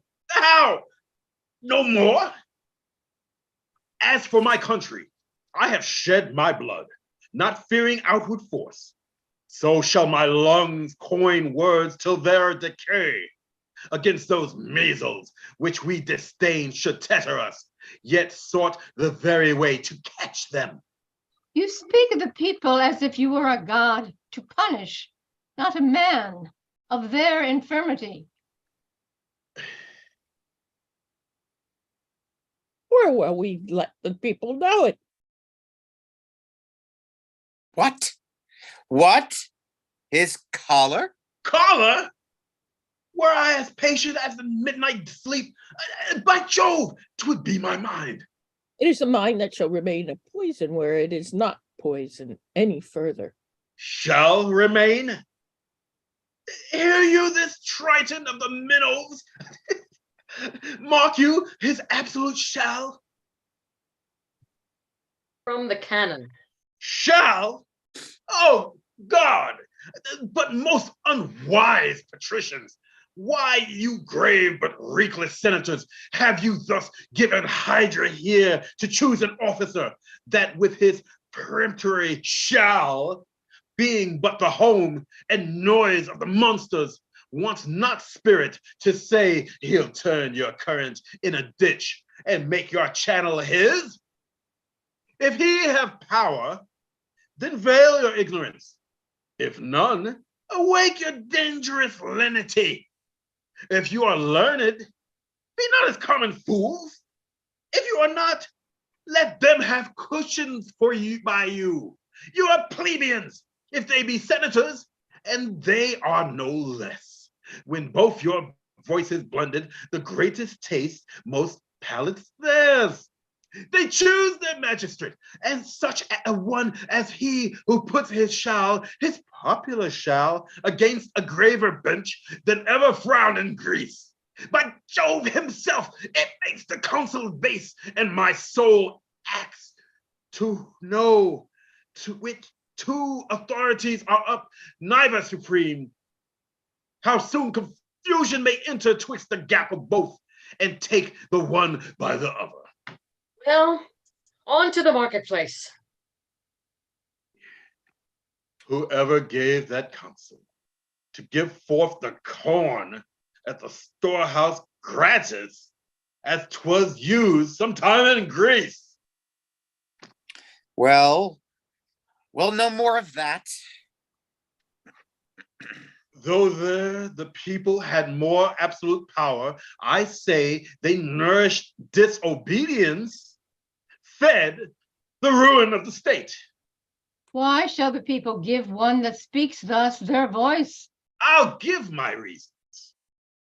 More worthier than their voices, they know the corn was not our recompense. Resting well assured, they ne'er did service for it. Being pressed to the war, even when the navel of the state was touched, they would not thread the gates. This kind of service did not deserve corn gratis. Be it of the war, their mutinies and revolts, wherein they showed most valor, spoke not for them. The accusation which they have often made against the state, all cause unborn, could never be the native of our so frank donation. Well then, what then? How shall this bosom multiplied digest the Senate's courtesy? Let deeds express what's like to be their words. We did request it. We are the greater poll, and in true fear, they gave us our demands.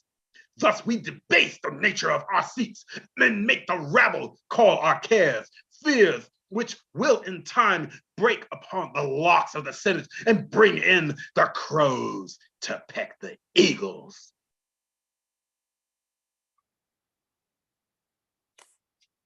Come enough. Enough. Enough with overmeasure. No, take more. What may be sworn by, both divine and humane, seal what I end withal. This double worship, wherein part does disdain with cause, the other insult without all reason, where gentry, title, wisdom cannot conclude, but by the yea and no of general ignorance, it must omit real necessities and give way the while to unstable slightness. Purpose so barred, it follows nothing is done to purpose. Therefore beseech you, you that will be less fearful than discreet, that love the fundamental part of state more than you doubt the change of it, that prefer a noble life before a long, and wish to jump a body with a dangerous physic, that's sure of death without it, at once pluck out the multitudinous tongue. Let them not lick the sweet, which is their poison. Your dishonor mangles true judgment and bereaves the state of that integrity which should become it, not having the power to do the good it would, for that it will control it. Has said enough. He's spoken like a traitor and shall answer as traitors do. Thou wretch, despite o'erwhelm thee, what should the people do with these bald tribunes, on whom depending their obedience fails to the greater bench in a rebellion when what's not meat, but what must be was law, then were they chosen in a better hour. Let what is meat be said it must be meat, and throw their power in the dust. Manifest treason. This a consul? No. The ediles ho. Let him be apprehended. Go call the people in whose name myself attach thee as a traitorous innovator, a foe to the public weal. Obey, I charge thee, and follow to thine answer. Hence, old goat. We'll sure see him.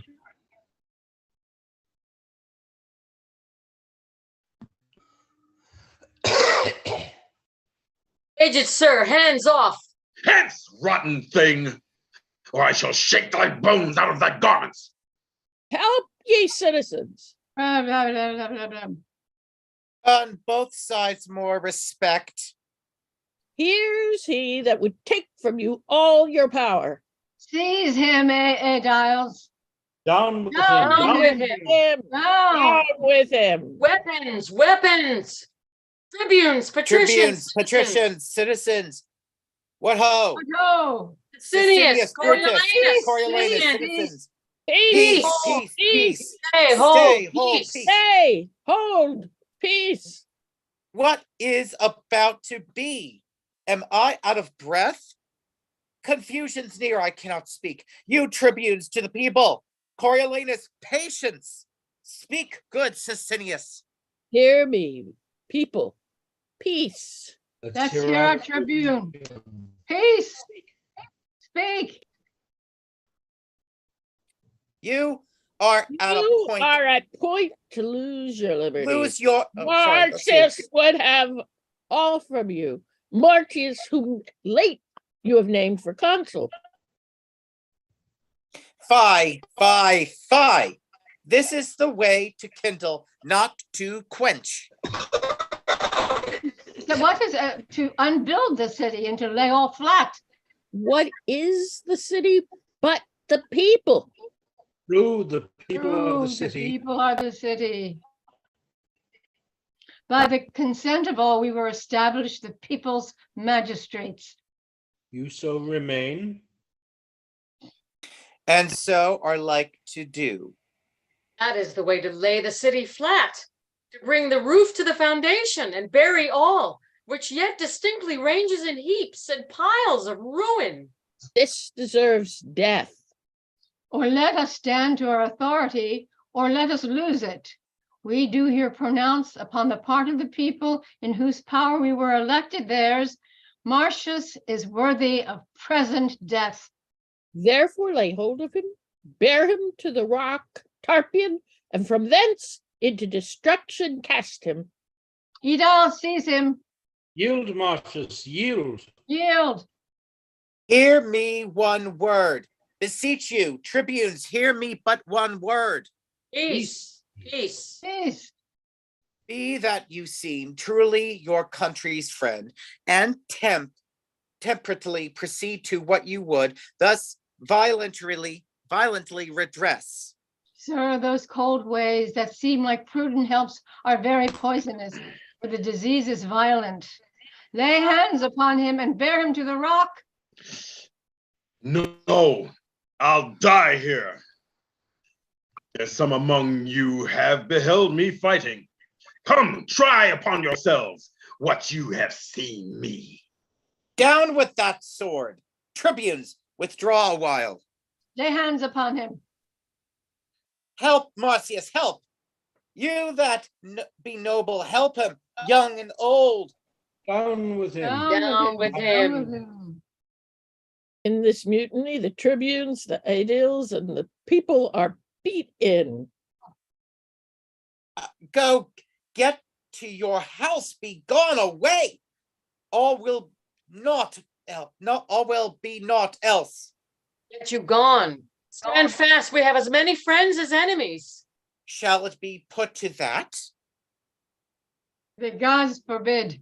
I prithee, noble friend, home to thy house, leave us to cure this cause. For 'tis a sore upon us. You cannot tent yourself. Be gone, beseech you. Come, sir, along with us.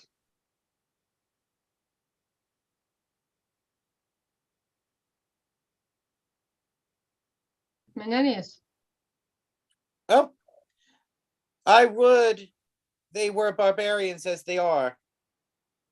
No, be gone. Put not your worthy rage into your tongue. One time will owe another. On fair ground, I could beat 40 of them. I could myself take up a brace or the best of them. Yea, the 2 tribunes. Now 'tis odds beyond arithmetic, and manhood is called foolery when it stands against a falling fabric. Will you hence before the tag return, whose rage doth rend like interrupted waters, and o'erbear what they are used to bear? Pray you be gone. I'll try whether my old wit be in request. With those that have but little, thus must be patched with cloth of any color. Nay, come away. This man had marred his fortune. His nature is too noble for the world. He would not flatter Neptune for his trident, or Jove for his power to thunder. His heart's his mouth.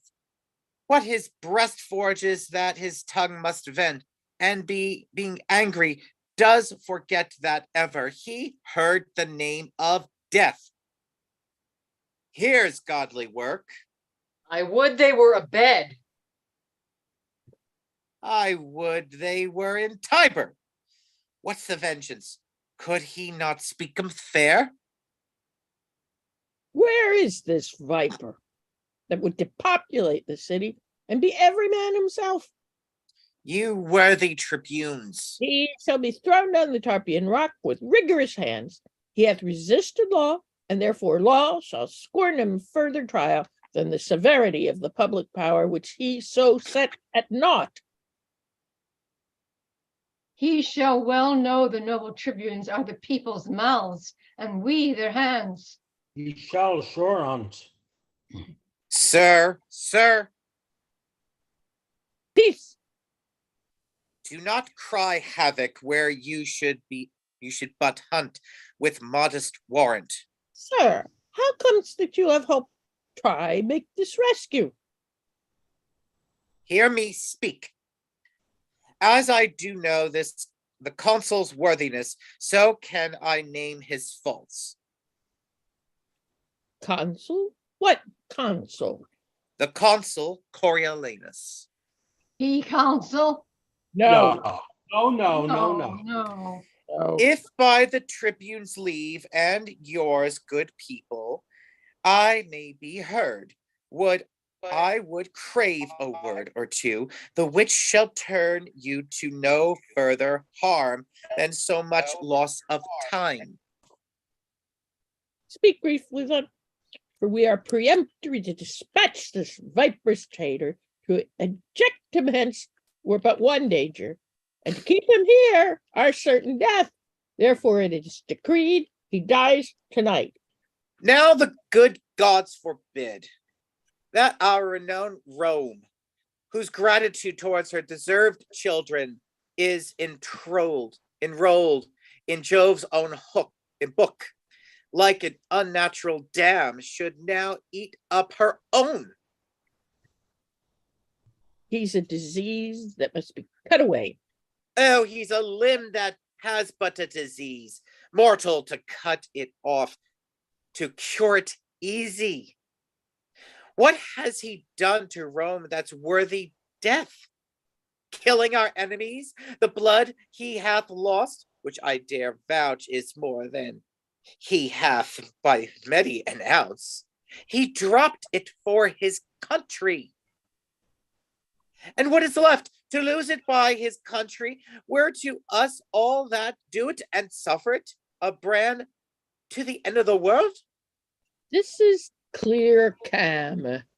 Merely awry. When he did love his country, he honored him. It honored him.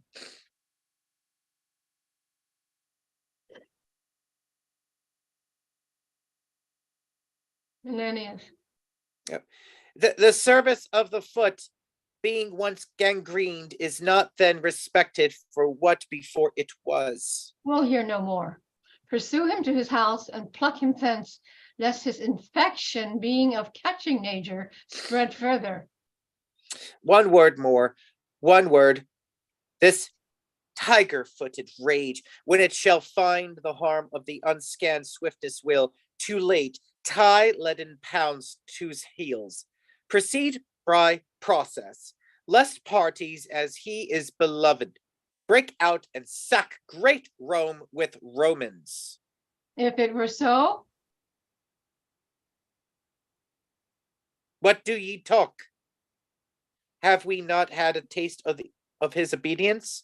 Our idols smoke, ourselves resisted. Come. Consider this.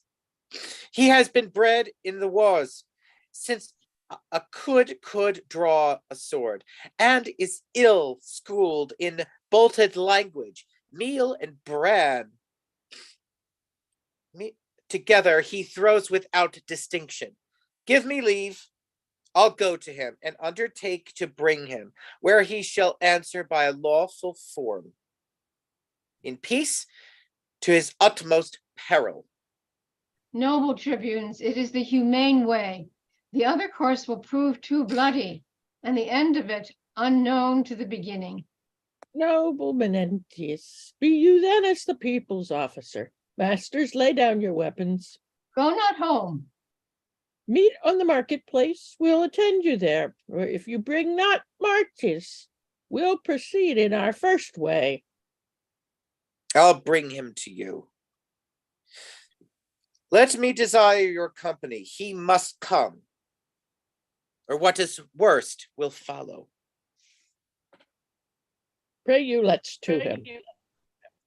Okay, what does everybody think about taking 5 minutes break here? I'd rather No, I- we pressed on. I'm cool pressing on if everybody else is good. Okay, right. I'm good either way. 3-2. All right, so we'll continue. Okay, continue. Gotcha. Let them pull all about mine ears, present me deaf on the wheel, or at wild horses' heels, or pile 10 hills on the Tarpeian rock, that the precipitation might down stretch below the beam of sight, yet will I still be thus to them.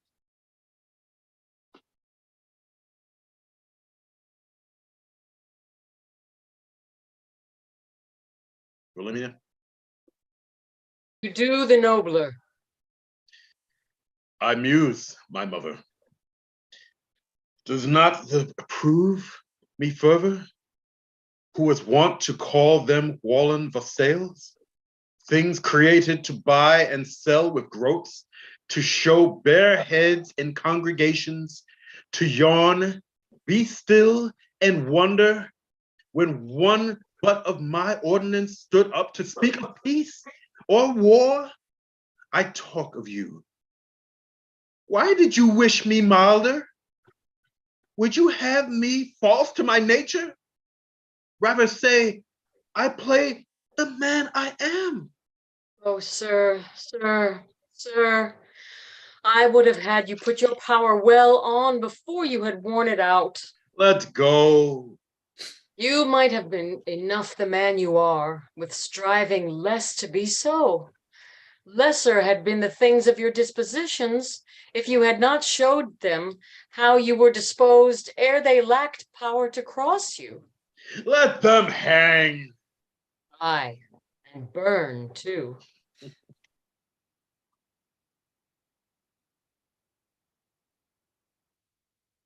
Come, you have been too rough, something too rough. You must return and mend it. There's no remedy, unless by not doing our good city cleave in the midst and perish. Pray be counseled. I have a heart as little apt as yours, but yet a brain that leads my use of anger to better vantage. Well said, noble woman. Before he should thus stoop to the herd, but that the violent fit of the time craves it as physic for the whole state, I would put mine armor on, which I can scarcely bear. What must I do? Return to the Atripians. Well, what then? What then? Repent what you have spoke. For them, I cannot do it to the gods. For them, I cannot do it to the gods. Must I then do it to them? You are too absolute, though therein you can never be too noble, but when extremities speak. I have heard you say honor and policy, like unsevered friends, in the war do grow together. Print that, and tell me in peace what each of them by the other lose, that they combine not there. Tush. A good demand. If it be honor in your wars, to seem the same you are not, which for your best ends you adopt your policy, how is it less or worse that it should hold companionship in peace with honor as in war, since that to both it stands in like request? Why force you thus? Because that now it lies you on to speak to the people, not by your own instruction, nor by the matter which your heart prompts you, but with such words that are but rooted in your tongue, though but bastards and syllables of no allowance to your bosom's truth. Now, this no more dishonors you at all than to take in a town with gentle words, which else would put you to your fortune and the hazard of much blood. I would dissemble with my nature, where my fortunes and my friends at stake required I should do so in honor. I am in this, your wife, your son, these senators, nobles, and you will rather show our general louts how you can frown, then spend a fawn upon them for the inheritance of their loves and safeguard of what that want might ruin.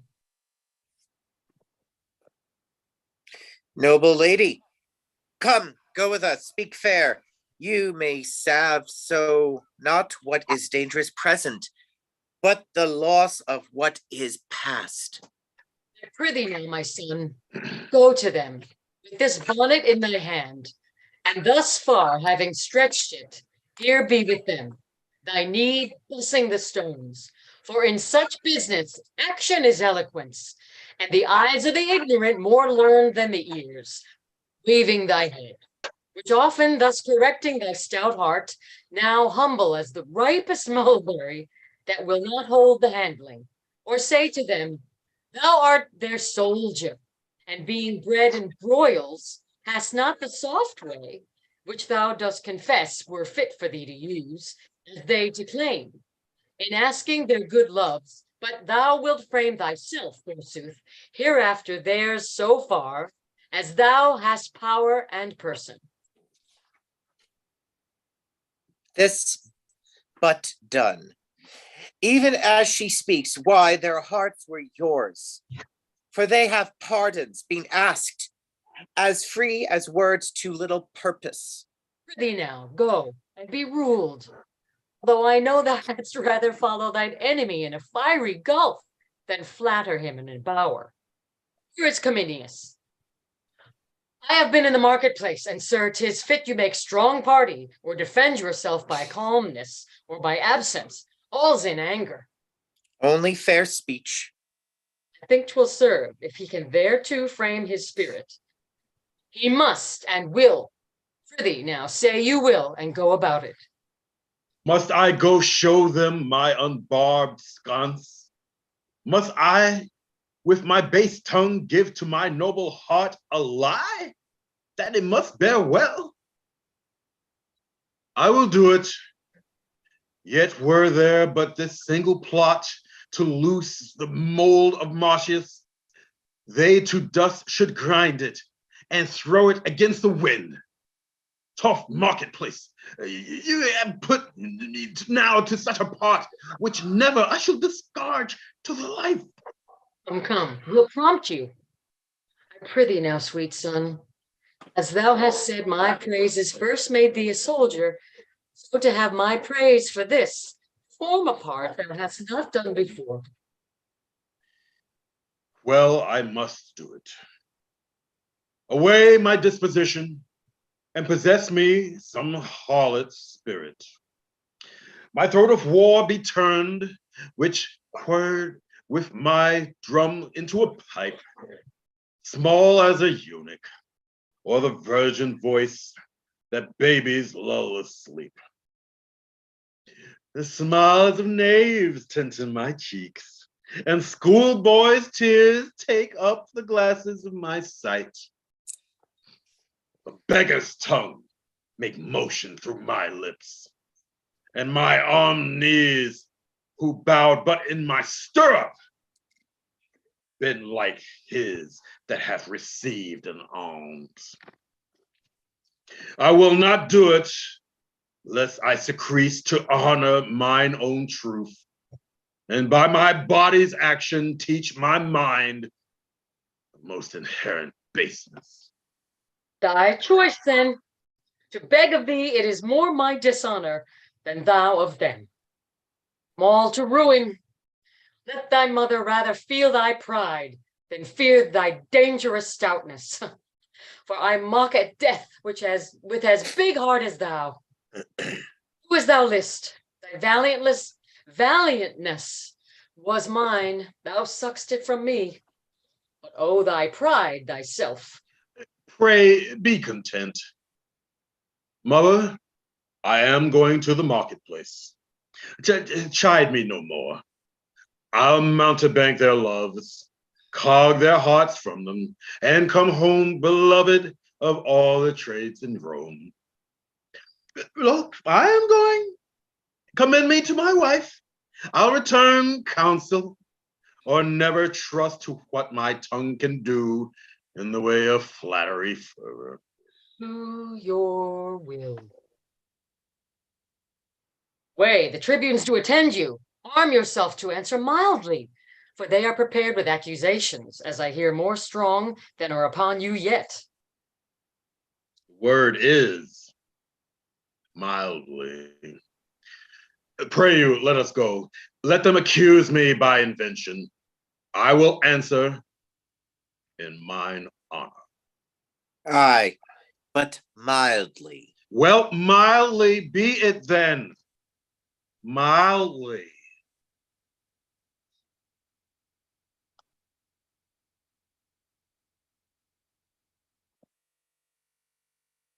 Brutus?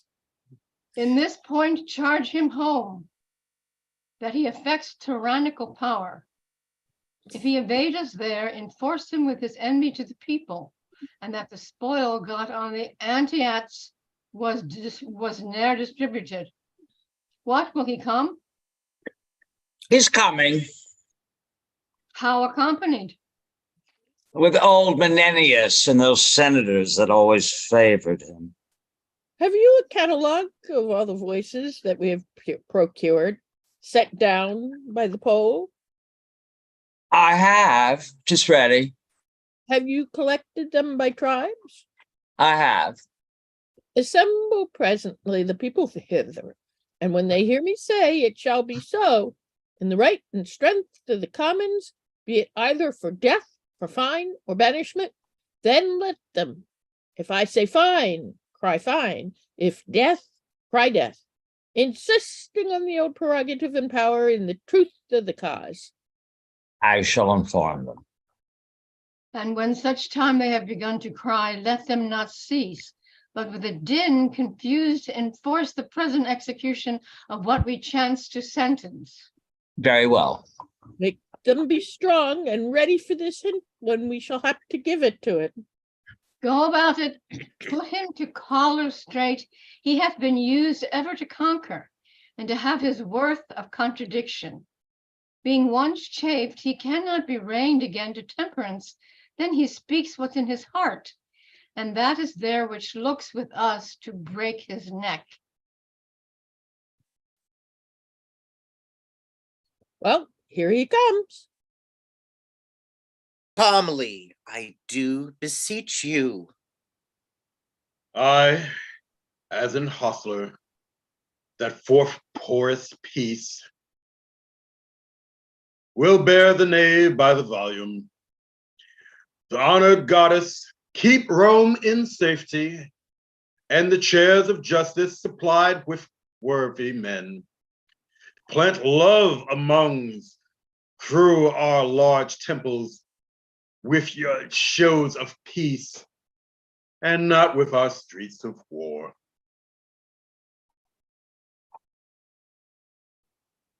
Amen. Amen. Amen. A noble wish. Draw near, ye people. List to your tribunes, audience. Peace, I say. First, hear me speak. Well, say, peace ho. Shall I be charged no further than this present? Must all determine here? I do demand, if you submit you to the people's voices, allow their officers, and are content to suffer lawful censure for such faults as shall be proved upon you. I am content. Lo, citizens, he says he is content. The warlike service he has done, consider, think upon the wounds his body bears, which show like graves in the holy churchyard. Scratches with briars, and scars to move laughter only. Consider further that when he speaks not like a citizen, you find him like a soldier. Do not take his rougher accents for malicious sounds, but as I say, such as become a soldier, rather than envy you. Well, well, no No more. more. No more. What is the matter? That being passed for counsel with full voice, I am so dishonored that the very hour you take it off again? Answer to us. Say then, 'tis true, I ought to. So, We charge you that you have contrived to take from Rome all seasons office, and to wind yourself into a power tyrannical, for which you are a traitor to the people. what? How? Traitor? Nay, temporarily, your promise. The fires of the lowest hell! Foul in the people, call me their traitor, thou injurious tribune. Within thine eyes, say 20,000 deaths, in thy hands clutched as many millions, thy lying tongue, both numbers. I would say, thou liest unto thee, with a voice as free as I do pray the gods. Mark you this, people? To the rock. The To the rock with with them. him. The rock. Peace. We need not put new matter to his charge. What you have seen him do and heard him speak, beating your officers, cursing yourselves, opposing laws with strokes, and here defying those whose great power must try him, even this so criminal and in such capital kind deserves the extremest death.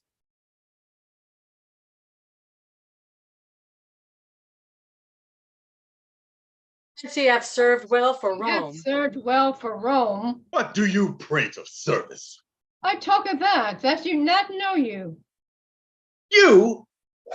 Is this the promise that you made your mother? No, I pray you.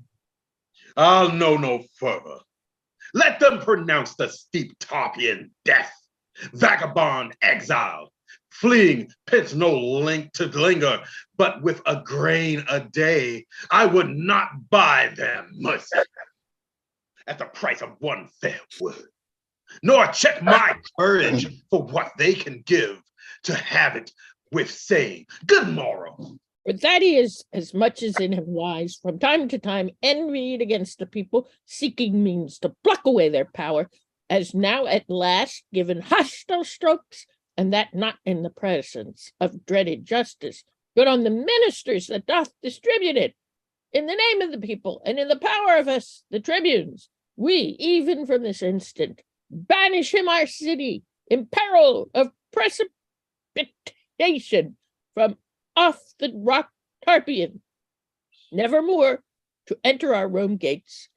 In the people's name, I say it shall be so. It shall be so. It shall be so. Let him away. He's banished, and it shall be so. It shall be so. Hear me, my masters, and my common friends. He's sentenced, no more hearing. Let me speak. I have been counsel, and can show from Rome her enemies' marks upon me. I do love my country's good, with a respect more tender, more holy, and profound than mine own life. My dear wife's estimate, her womb's increase, and treasure of my loins, than if I would speak that. We know your drift. Speak what? There's no more to be said, but he is banished as enemy to the people and his country. It shall be so. It shall be so. It shall be so.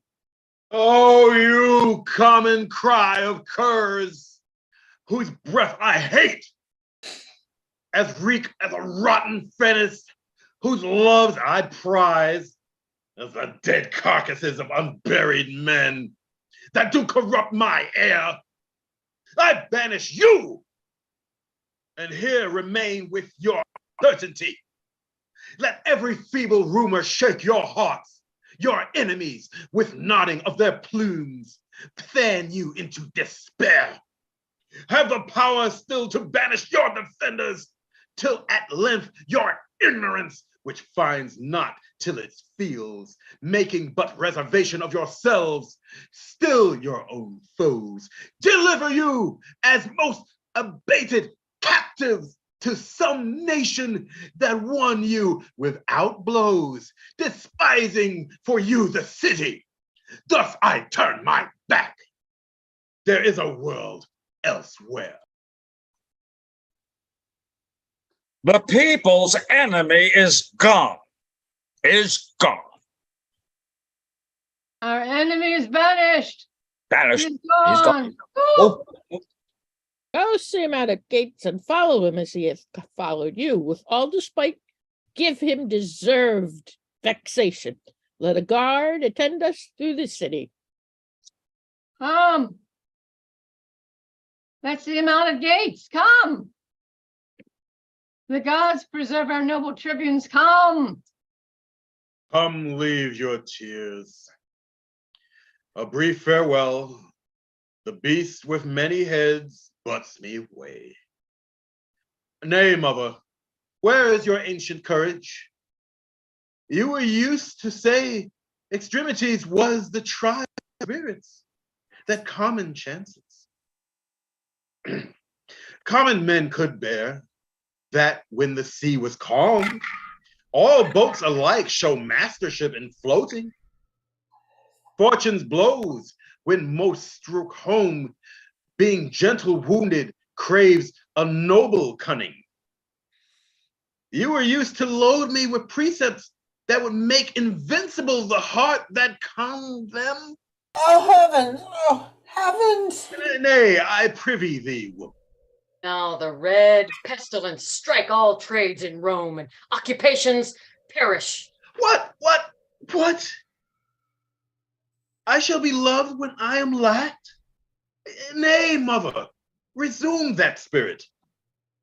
When you were wont to say, if you had been the wife of Hercules, 6 of his labors you have done and saved your husband so much sweat.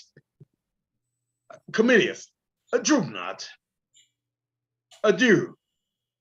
Farewell, my wife. My mother, I'll do well yet. Thou old and true Menenius, thy tears are saltier than a younger man's, and venomous to thine eyes. My sometime general, I have seen the stern, and thou hast upheld heart-hardening spectacles. Tell these sad women, 'tis fond to wail inevitable strokes, as 'tis to laugh at them. My mother, you would well my hazards still have been your solace, and believe not lightly, though I go alone like to a lonely dragon, that his fin makes feared and talk of more than seen. Your son will or exceed the common, or be caught with cautelous baits and practice. My first son, whither wilt thou go? Take good Cominius with thee a while. Determine on some course more than a wild exposture. Each chance that starts in the way before thee. Oh, the gods! I'll follow thee a month. Devise with thee where thou shalt rest, that thou mayst hear of us, and we of thee. So if the time thrust forth a cause for thy repeal, we shall not send o'er the vast world to seek a single man and lose advantage, which doth ever cool in the absence of the need. Fare ye well. Thou hast years upon thee, and thou art too full of the war surfeits to go rove with one that's yet unbruised. Bring me out at gate. Come, my sweet wife, my dearest mother, and my friends of noble touch. When I am forth, bid me farewell and smile. I pray you come. While I remain above the ground, you shall hear from me still, and never of me aught but what is like thee formerly. That's worthily, as any can hear, as any ear can hear. Come, let's not weep. If I could shake off but 7 years from these old arms and legs, by the good gods, I'd with thee every foot. Give me thy hand. Come. Bid them all home. He's gone, and we'll know further. The nobility are vexed, whom we see have sided in his behalf. Now we have shown our power. Let us seem humbler after it is done, when it was of doing. Get them home. Say their great enemy is gone, and they stand in their ancient strength. Dismiss them home. Here comes his mother. Let's not meet her. Why? They say she's mad. They have ta'en note of us. Keep on your way. Oh, y'are well met. Hoarded plague of the gods requite your love. Peace, peace. Be not so loud. If that I could for weeping, you should hear. Nay, and you shall hear some. Will you be gone? You shall stay too. I would I had the power to say so to my husband. Are you mankind? Fool?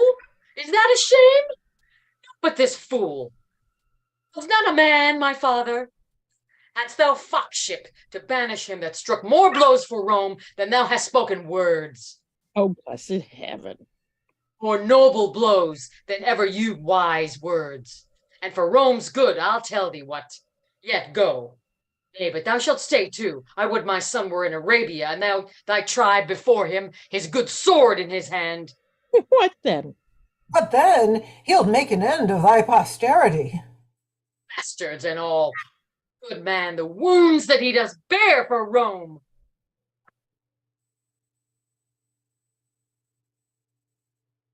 Come, peace. I would he had continued to his country as he began, and not unknit himself the noble knot he made.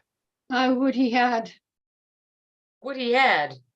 Was thou incensed the rebel, that can judge as fitly of his worth as I can of those mysteries which heaven will not have earth to know. Pray, let's go. Now, pray, sir, get you gone. You have done a brave deed. Ere you go, hear this. As far as doth the Capitol exceed the meanest house in Rome, so far my son, this lady's husband here, this, do you see, whom you have banished, does exceed you all. Well, we'll leave you. Why stay we to be baited with one that wants her wits? Take my prayers with you. I would the gods had nothing else to do but to confirm my curses. Could I meet him once a day, it would unclog my heart of what lies heavy to it.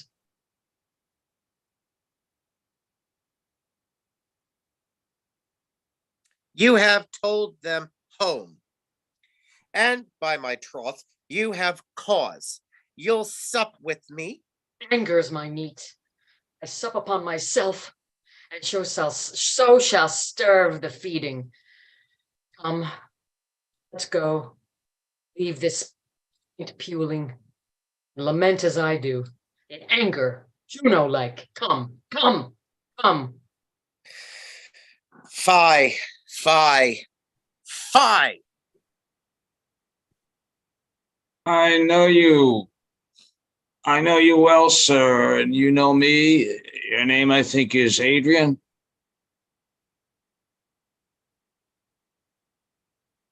Your name, Adrian? Sir.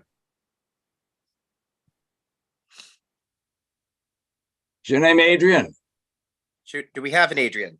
It is so, sir. Truly, I have forgot you. I am a Roman, and my services are as you are, against them. Know you me yet? Nicanor. No. The same, sir. You had more beard when I last saw you, but your favor is well appeared by your tongue. Wilson is in Rome. I have a note from the Vulcan state to find you out there. You've well saved me a day's journey. There's been in Rome strange insurrections. The people against the senators, patricians, and nobles. Have been? Is it ended then? Our state thinks not so. They're in the most warlike preparation and hope to come upon them in the heat of their division. And the main blaze of it is past, but a small thing will make it flame again. For the nobles receive to the heart the banishment of that worthy Coriolanus, that they are in ripe aptness to take all power from the people and to pluck from them their tribunes forever. This lies glowing, I can tell you, and is almost mature for the violent breaking out. Coriolanus banished? Banished, sir. You'll be welcome with this intelligence, Nicanor. The day serves well for them now. I have heard it said the fittest time to corrupt a man's wife is when she's fallen out with her husband. Your noble Tullus Ophidius will appear well in these wars, his great opposer Coriolanus being now in no request of his country. You cannot choose. I'm most fortunate thus accidentally to encounter you. You have ended my business, and I will merrily accompany you home. I shall, between this and supper, tell you most strange things from Rome, all tending to the good of their adversaries. Have you an army ready, say you? A most royal one. The centurions and their charges distinctly billeted already in the entertainment, and to be on foot at an hour's warning. I'm joyful to hear their readiness, and a man I think that shall set them in present action. So, sir, heartily we'll meet, and most glad of your company. You take my part from me, sir. I have the most cause to be glad of yours. Yeah, let us go together. A goodly city is this Antium. City, 'tis I that made thy widows. Many in horror of these fair edifices for my wars have I heard groan and drop. Then know me not, least that thy wives with spits and boys with stones in puny battle slay me. Save you, sir.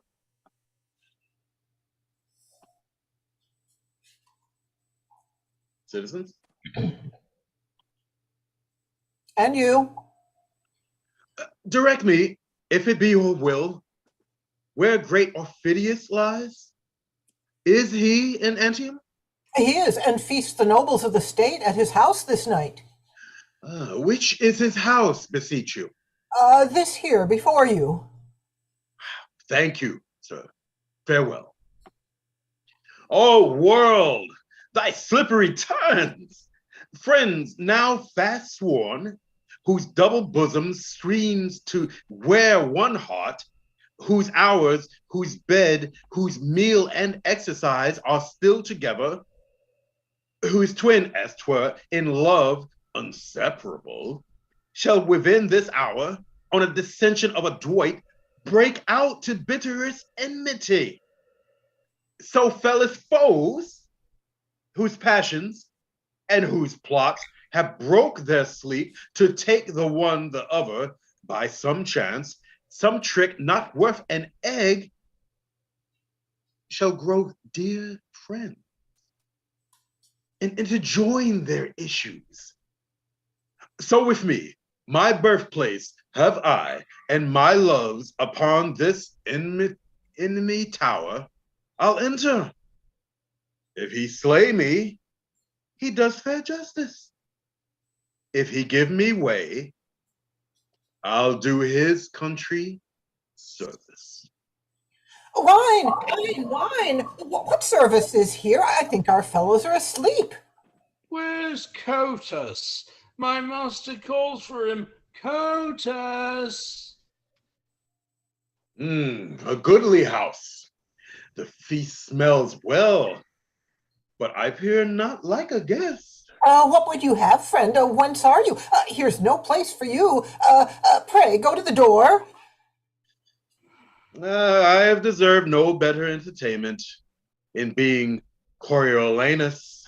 Whence are you, sir? Has the porter his eyes in his head that he gives entrance to such companions? Pray get you out. Away! Away? Get you away? Now thou art troublesome. Are you so brave? I'll have you talked with anon. What fellow's this? As strange one as ever I looked on. I cannot get him out of the house. Prithee, call my master to him. What do you do here, fellow? Pray you avoid the house.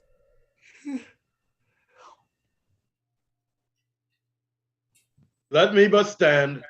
I will not hurt your hearth. Are you? A gentleman. Oh, a marvelous poor one. True. So I am. Pray you, poor gentleman, take up some other station. Here's no place for you. Pray you avoid. Come. Follow your function. Go and batten on cold bits. What, will you not? Pray tell my master what a strange guest he has here. And I shall. Where dwellst thou? Under the canopy. Under the canopy. Aye. Where's that? In the city of kites and crows. City of kites and crows? What ass it is? Then thou dwellst with daws too? No, I serve not thy master. How, sir, do you meddle with my master? Aye, 'tis an honester service than to meddle with thy mistress. Thou praise and praise serve with thy trencher. Hence! Where is this fellow? Yes, sir. I'd have beaten him like a dog, but for disturbing the lords within. When comest thou? I will see. Thy name? Aye, Why speakest not? Speak, man, what's thy name? If Tullus not yet, thou knowest me. And seeing me, dost not think me for the man I am. Necessity commands me name myself. What is thy name? A name unmusical to the Volscians' ears, and harsh in sound to thine. Say, what's thy name? Thou hast a grim appearance, and thy face bears a command in it, though thy tackle's torn, thou showst a noble vessel. What's thy name? Prepare thy brow to frown. Knowest ye me yet? I know thee not. Thy name? My name is Caius Marcius. who have done to thee particularly, and to all the Volsces, great hurt and mischief. Thereto witness may my surname Coriolanus, the painful service, the extreme dangers, and the drops of blood shed for my thankless country are requited. But with that surname, a good memory and witness of this malice and displeasure which thou shouldst bear me, only that name remains. The cruelty and envy of the people permitted by our dastard nobles, who have all forsook me, have devoured the rest, and suffered me by the voice of slaves to be hoped out of Rome. Now, this extremity hath brought me to thy hearth, not out of hope, mistake me not, to save my life. For if I had feared death of all the men in the world, I would have avoided thee. But in mere spite, to be full quit of those my banishers, stand I before thee here, that wilt revenge thine own particular wrongs, and stop those maims of shame seen throughout thy country. Speed thee straight to make my misery serve thy tune.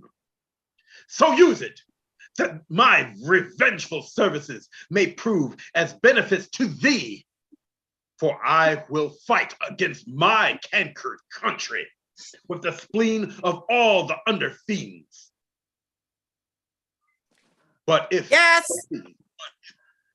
thou darest not this, and that to prove more fortunes thou tried, then in a word, I also am longer to live most weary, and present my throat to thee and to thy ancient malice, which not to cut, which show thee but a fool, since I have ever followed thee with hate, drawn tons of blood out of thy country's breast, and cannot live but to thy shame, unless it be to do thee service.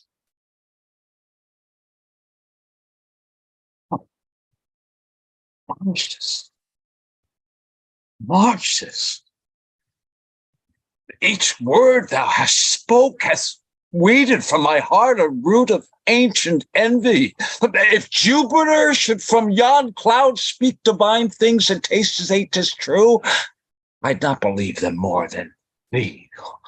Oh, noble Marcius, let me twine my arms about thy body, where against my great ash 100 times has broken, scarred the moon with splinters.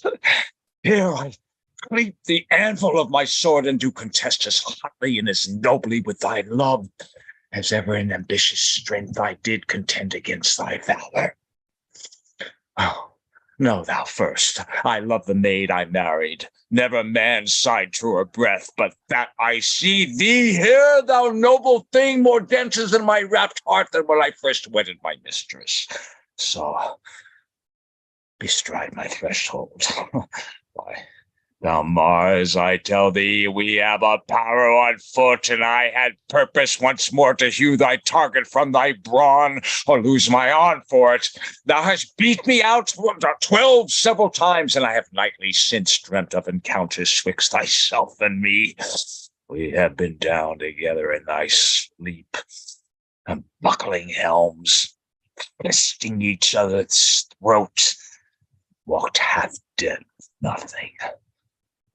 Worthy Marcius, had we no other quarrel else to Rome, but that thou art hence banished, we would muster all from 12 to 70, and pouring war into the bowels of ungrateful Rome, like a bold flood of beat. Oh, go on in. And take our friendly senators by the hands, who now are here, taking their leaves of me, who are prepared against their territories, though not for Rome itself.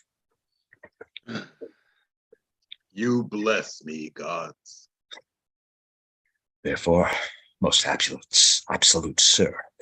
If thou wilt have the leading of thine own revenges, take thine own half of my commission and set down as best thou art experienced. Since thou knowest thy country's strength and weaknesses, thou own ways whether to knock against the gates of Rome or rudely visit them in parts too remote to fright them or destroy. But come in. Let me commend thee first to those that shall say yea to thy desires. 1,000 welcomes, and more a friend than an enemy. Yet Marcius, that was much. That is your hand. Most welcome. Here's a strange alteration. By my hand, I had thought to have stroken him with a cudgel, and yet my mind gave him his clothes, made a false report of him. What an arm he has! He turned me about with his finger and his thumb as one would set up a top. Nay, I knew by his face that there was something in him. He had, sir, a kind of face, methought, I cannot tell how to term it. Oh, he had so, looking as it were, would I were hanged, but I thought there was more in him than I could think. So did I'll be sworn. He is simply the rarest man in the world. I think he is, but a greater soldier than he, you would want one. Who, my master? Nay, it's no matter for that. It's on him. Nay, not so neither, but I take him to be the greater soldier. Faith, look you, one cannot tell how to say that. For the defense of our town, our general is excellent. Aye, and for an assault too. Oh, slaves, I can tell you news, you rascals. What? Let's partake. I would not be a Roman of all nations. I had as live be a condemned man. Wherefore? Why, here's he that was wont to thwack our general, Caius Marcius. Why do you say thwack our general? I do not say thwack our general, but he was always good enough for him. Come, we are fellows and friends. He was ever too hard for him. I have heard him say so himself.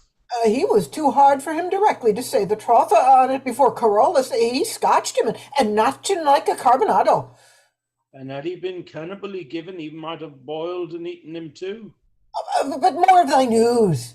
Why, he is so made on here within, as if he were son and heir to Mars, sat at upper end of the table. No question asked him by any of the senators, but they stand bald before him. Our general himself makes a mistress of him, sanctifies himself with his hand, and turns up the white of his eye to his discourse. But the bottom of the news is our general is cut in the middle, and but one half of what he was yesterday, but the other half by the entreaty and grant of the whole table. He'll go, he says, and sold the porter of Rome gates by his ears. He will mow all down before him and leave his passage pooled. And he's as like to do it as any man I can imagine.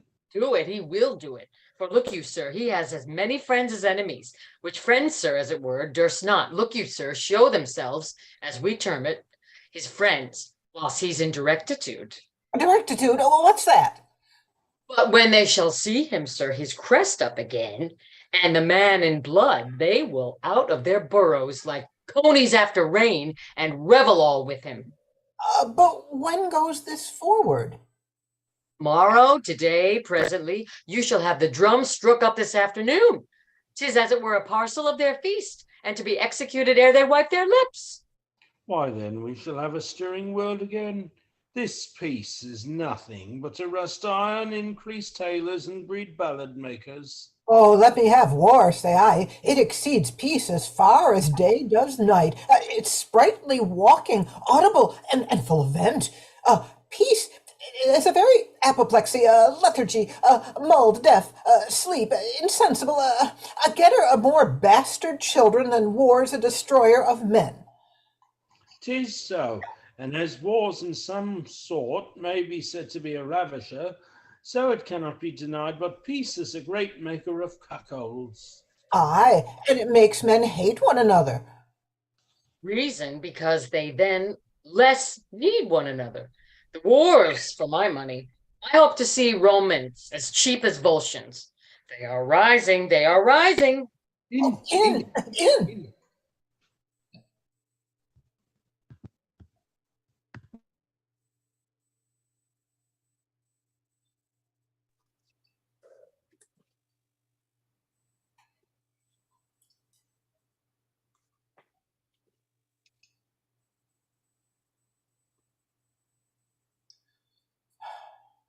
We hear not of him, neither need we fear him. His remedies are tame. The present peace and quietness of the people, which before were in wild hurry, here do we make his friends blush, that the world goes well, who rather had, though they themselves did suffer by it, behold dissentious numbers pestering streets, than see our tradesmen singing in their shops and going about their functions friendly. We stood to it in good time. Is this Menenius? 'Tis he. Oh, he is grown most kind of late. Hail, sir. Hail to you both. Your Coriolanus is not much missed, but with his friends. The Commonwealth does stand, and so would do were he more angry at it. All's well, and might have been much better if he could have temporized. Where is he? Hear you? Nay, I hear nothing. His mother and his wife hear nothing from him. All gods preserve you both. Good in our neighbors.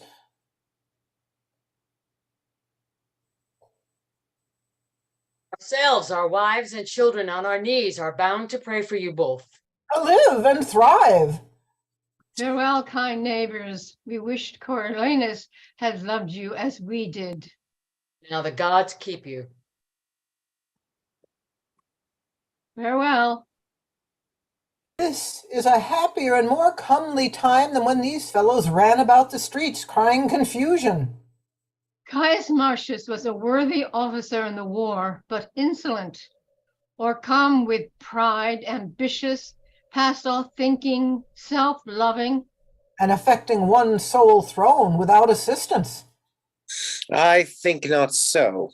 Oh, we should by this to all our lamentation, if he had gone forth consul, found it so. The gods have well prevented it, and Rome sits safe and still without him. Worthy tribunes, there's a slave woman who we put in prison. Reports the Vulces with two several powers are entered in the Roman territories, and with the deepest malice of the war destroy what lies before them. 'Tis Aufidius, who, hearing of our Marcius' banishment, thus thrusts forth his horns again into the world, which were enshelled when Marcius stood for Rome, and durst not once peep out. Come, what talk you of Marcius? Go see this rumorer whipped. It cannot be. The Vulces dare break with us. Cannot be. We have record that very well it can. And 3 examples of the like hath been within my age. With but reason with the fellow before you punish him. Where he heard this, lest you shall chance to whip your information and beat the messenger who bids beware of what is to be dreaded. Oh, not me. I know this cannot be. Not possible.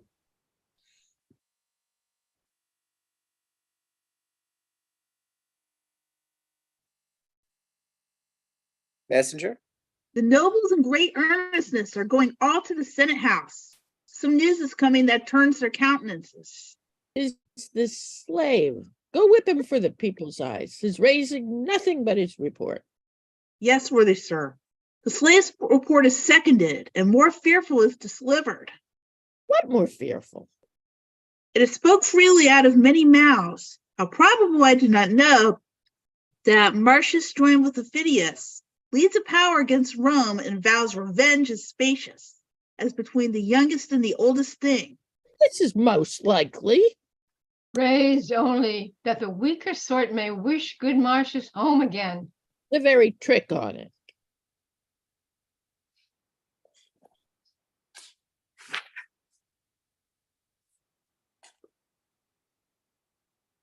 This is unlikely. He on Ophidius can no more atone than violenced contrariety. You are sent for to the Senate. A fearful army led by Caius Marcius, associated with Ophidius, rages upon our territories and have already o'erborne their way, consumed with fire, and took what lay before them.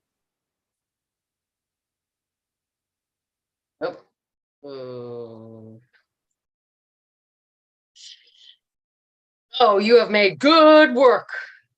What news? What news? You have hoped to ravish your own daughters and to melt the city leads upon your pates and to see your wives dishonored to your noses. What's the news? What's the news? Your temples burned in their cement, and your franchises whereon you stood confined into an augur's bore. Pray now, your news? You have made fair work, I fear me. Pray your news. If Marcius should be joined with the Volscians. If? He is their god. He leads them like a thing made by some other deity than nature, that shapes man better, and they follow him against us brats, with no less confidence than boys pursuing summer butterflies or butchers killing flies. You have made good work, you and your apron men. You that stood so much upon the voice of occupation and the breath of garlic eaters. Shake your Rome about your ears. As Hercules did shake down mellow fruit, you have made fair work. But is this true, sir? Aye, and you'll look pale before you find it other. All the regions do smilingly revolt, and who resists are mocked for valiant ignorance and perish constant fools. Who is it can blame him? Your enemies and his find something in him. We are all undone unless the noble man have mercy. Who shall ask it? The tribunes cannot do it for shame. The people deserve such pity of him as the wolf does of the shepherds. For his best friends, if they should, say, be good to Rome, they charged him, even as those should do that have deserved his hate, and therein showed like enemies. 'Tis true. If he were putting to my house the brand that should consume it, I have not the face to say, beseech you, cease. You have made fair hands, you and your crafts. You have crafted fair. You have brought a trembling upon Rome, such as was never son capable of help. Say not we brought it. How? Was it we?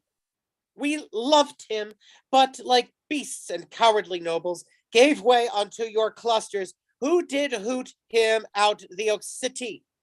But I fear they'll roar him in again. Tullus Aufidius, the second name of men, obeys his points as if he were his officer. Desperation is all the policy, strength and defense that Rome can make against them. Here come the clusters. And is Aufidius with him? You are they that made the air unwholesome when you cast your stinking greasy caps in hooting at Coriolanus' exile. Now he's coming, and not a hair upon a soldier's head, which will not prove a whip, as many combs as you threw caps up will he tumble down, and pay you for your voices. 'Tis no matter, if he could burn us all into one coal, we have deserved it. Hey, we have Fearful news. For mine own part, when I said banish him, I said 'twas pity. And so did I. So did I, and to say the truth, so did very many of us, that we did it for the best. And though we willingly consented to his banishment, yet it was against our will. For goodly things, you voices. You have made good work, you and your cry. Shells to the capital? Oh, aye, what else? Go, masters, get you home. Be not dismayed. These are a side that would be glad to have this true which they so seem to fear. Go home and show no sign of fear. The gods be good to us. Come, masters, let's home. I ever said we were the wrong when we banished him. So did we all. But come, let's home.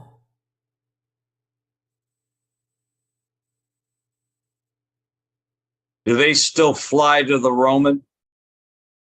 I do not know what witchcraft is in him, but our soldiers use You've missed several lines. Bottom of 138. Read it. So did we all, but come, let's go home. I do not like this news. Nor I. Let's to the capital. Would half my wealth would buy this for a lie. Ray, let's go. Do they still fly to the Roman? I do not know what witchcraft's in him, but your soldiers use him as the grace for meat before meat. They talk at table, and their thanks at end, and you are darkened in this action, sir, even by your own. I cannot help it now, unless by using means I lame the foot of our design. He bears himself more proudly, or even to my person, than I thought he would when I first did embrace him. Yet his nature, and that's no changeling, and I must excuse what cannot be amended. Yet I wish, sir, I mean, for your particular, you had not joined in commission with him, but either have borne the action of yourself, or else to him had left it solely. I understand thee well, and be thou sure, when he shall come to his account, he knows not what I can urge against him. Although it seems, and though so he thinks, it is no less apparent to the vulgar eye that he bears all things fairly and shows good husbandry for the Volscian state, fights dragons like, and does achieve as soon as draw his sword. Yet he hath left undone that which shall break his neck, or hazard mine, whene'er we come to our account. Sir, I beseech you, think you he'll carry Rome? All places yield to him ere he sits down, and the nobility of Rome are his. The senators and patricians love him too. The tribunes are no soldiers, and their people will be as rash in the repeal as hasty to expel him thence. I think he'll be to Rome as is the asprey to the fish who takes it by sovereignty of nature.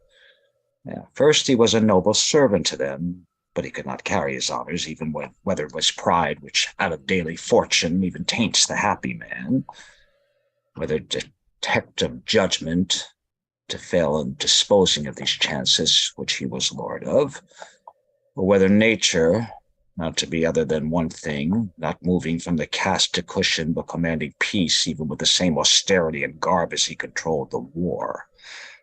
But one of these, and he has spices of them all, not all, for I dare so fair free him, made him feared, so hated, and so banished, but he has a merit to choke it in the utterance. So our virtue lie in the interpretation of the time, and power unto it. Self most commendable, hast not a tomb so evident as a chair to extol what it has done. One fire dries out one fire. One nail, rights by rights, foul, strengths by strengths do fail. Come, let's away. When Caius, Rome is thine, thou art tallest of all, then shortly art thou mine.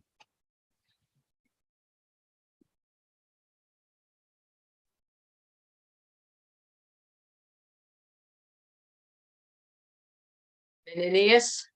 Yep. No, I'll not go. You hear what he hath said, which was sometime his general who loved him in a most dear particular. He called me father, but what all that? Go you that banished him, a mile before his tent fall down, and knee the way into his mercy.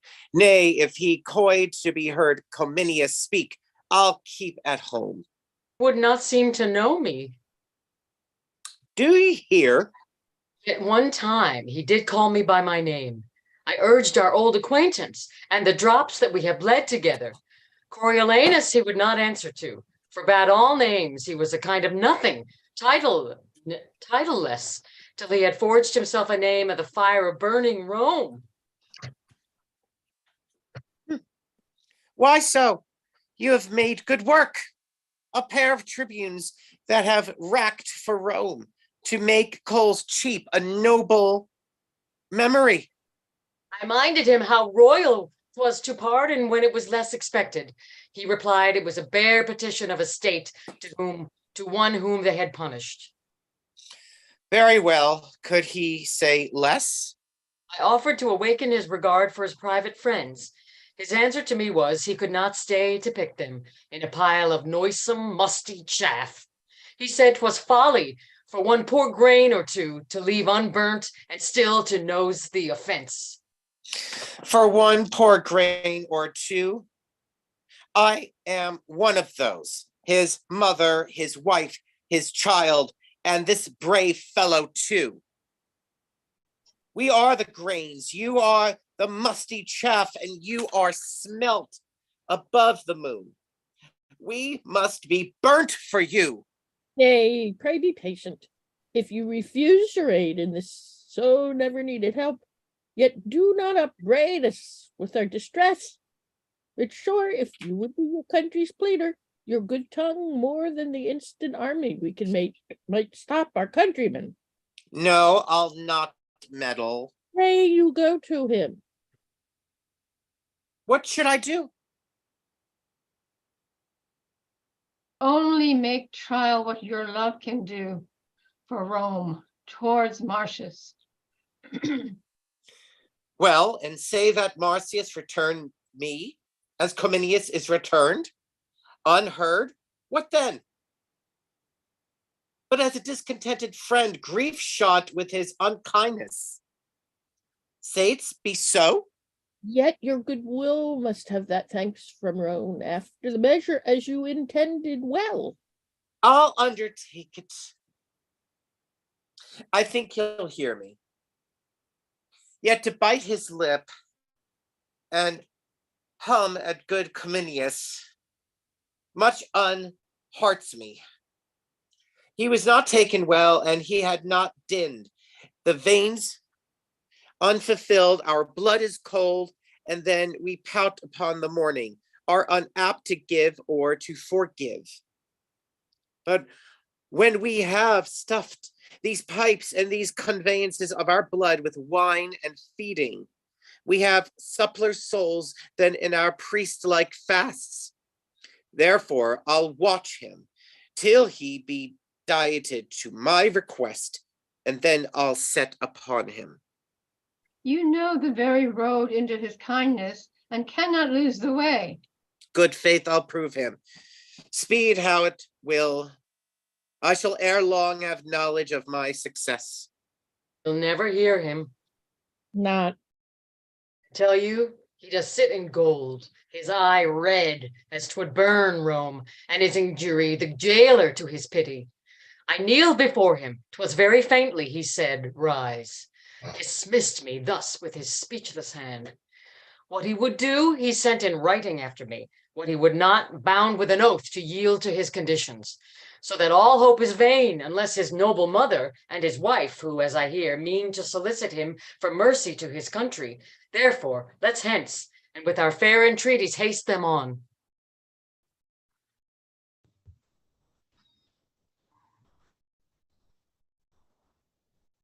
Stay, whence are you? Stand Stand. and go back. You, guard-like men, 'tis well. But by your leave, I am an officer of the state, and come to speak with Coriolanus. Whence? From Rome. You may not pass. You must return. Our general will no more hear from thence. You'll see your Rome embraced with fire before you'll speak with Coriolanus. Good, my friends, if you have heard your general talk of Rome and of his friends there, it is lots to blanks. My name hath touched your ears. It is Menenius. Be it so. Go back. The virtue of your name is not here passable. I tell thee, fellow, thy general is my lover. I have been the book of his good acts, whence men have read his fame unparalleled, happily amplified, for I have ever verified my friends, of whom he's chief, with all the sighs that verity would without lapsing suffer, nay, sometimes, like to a bull upon a subtle ground, I have tumbled past the throw, and in his praise have almost stamped the leasing. Therefore, fellow, I must have leave to pass.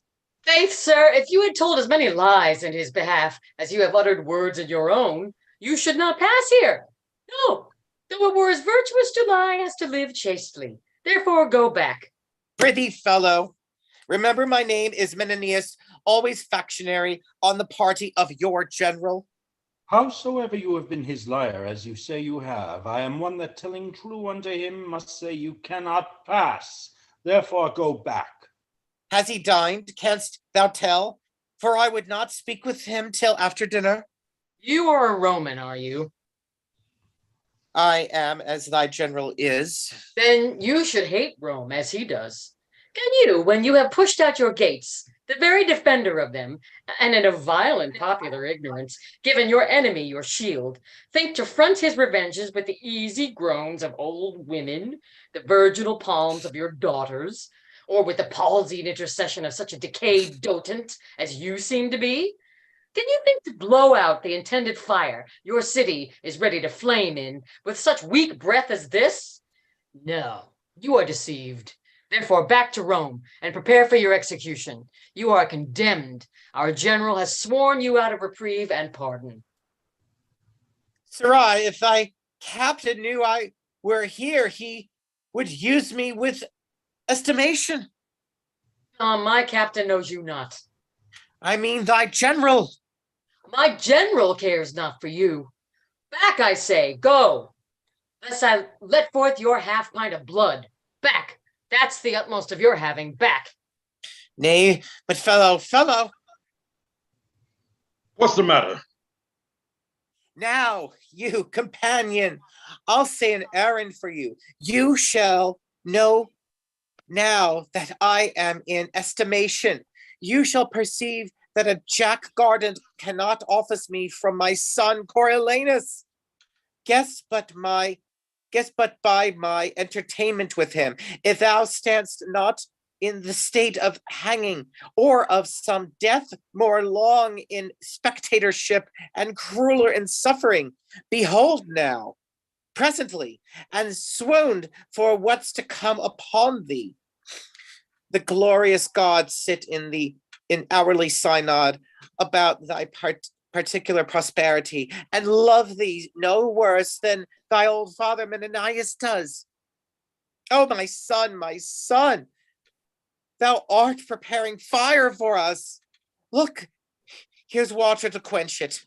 I was hardly moved to come to thee, but being assured none but myself could move thee, I have been blown out of your gates with sighs, and conjure thee to pardon Rome and thy petitionary countrymen. The good gods assuage thy wrath,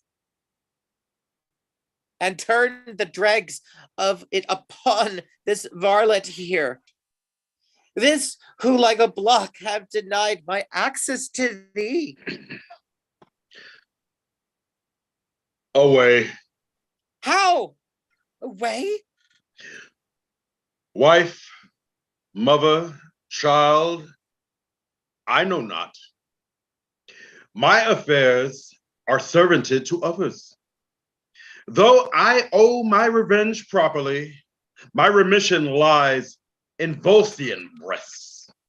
That we have been familiar, in great forgetfulness, shall poison rather than pity. Note how much, therefore, begone. Mine ires against your suits are stronger than your gates against my force. Yet, for I love thee, take this along. I writ it for thy sake, and would have sent it. Another word, Menentius, I will not hear thee speak. This man Aufidius was my beloved in Rome, yet thou beholdst it.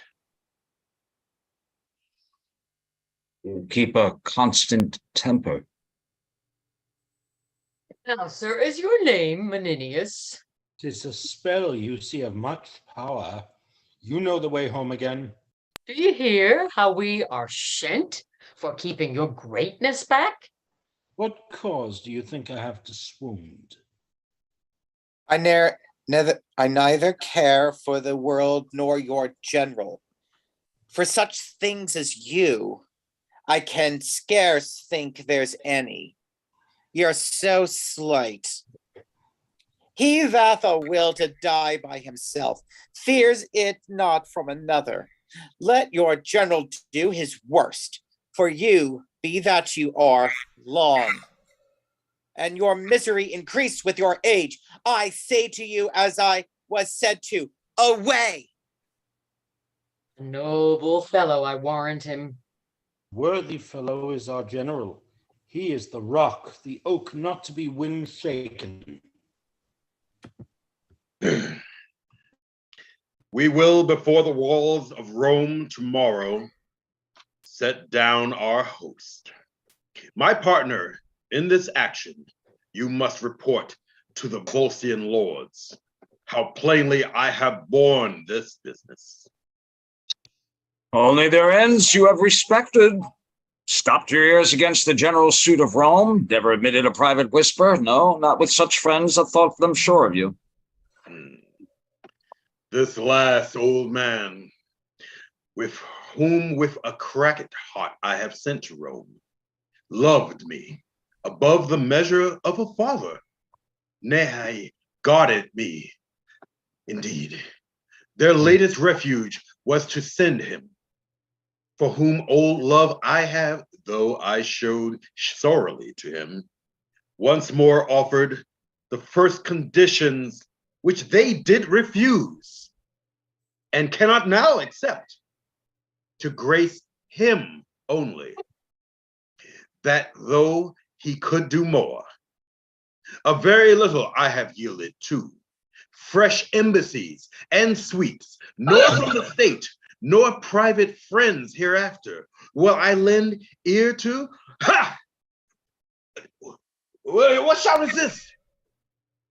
Shall I be tempted to infringe my vow in the same time to? I will not. My wife comes foremost, then the honor mold wherein this trunk was framed, and in her hand the grandchild to her blood. But out affection, all bond and privilege of nature break. Let it be virtuous to be obstinate.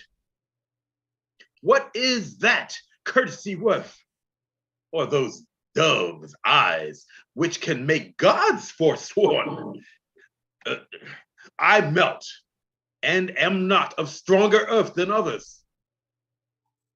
My mother bows, and if Olympus to a molehill should in supplication nod, and my young boy have an aspect of intercession, which great nature cries, deny not. Let the Volscians plow Rome and harrow Italy. I'll never be such a gosling to obey instinct, but stand as if a man were author of himself and knew no other kin. My lord and husband. These eyes are not the same I wore in Rome. The sorrow that delivers us thus changed makes you think so. Like a dull actor now, I have forgot my part. And I am out, even to a full disgrace. Best of my flesh, forgive my tyranny, but do not stay, for that forgive our Romanists. Oh, a kiss long as my exile, sweet as my revenge. Now, by the jealous queen of heaven, that kiss I carried from thee, dear, and my true lip have virgin it e'er since. You gods, I pray, and the most noble mother of the world, leave unsaluted. Sink my knee to the earth. Of thy deep duty, more impression show than that of common sons. Oh, stand up, blessed, whilst with no softer cushion than the flint I kneel before thee, and unproperly show duty as mistaken all this while between the child and parent. What's this? Your knees to me? To your corrected son? Then let the pebbles on the hungry beach fill up the stars. Then let the mutinous winds strike the proud cedars against the fiery sun, murdering impossibility to make what cannot be. Slight work. Thou art my warrior.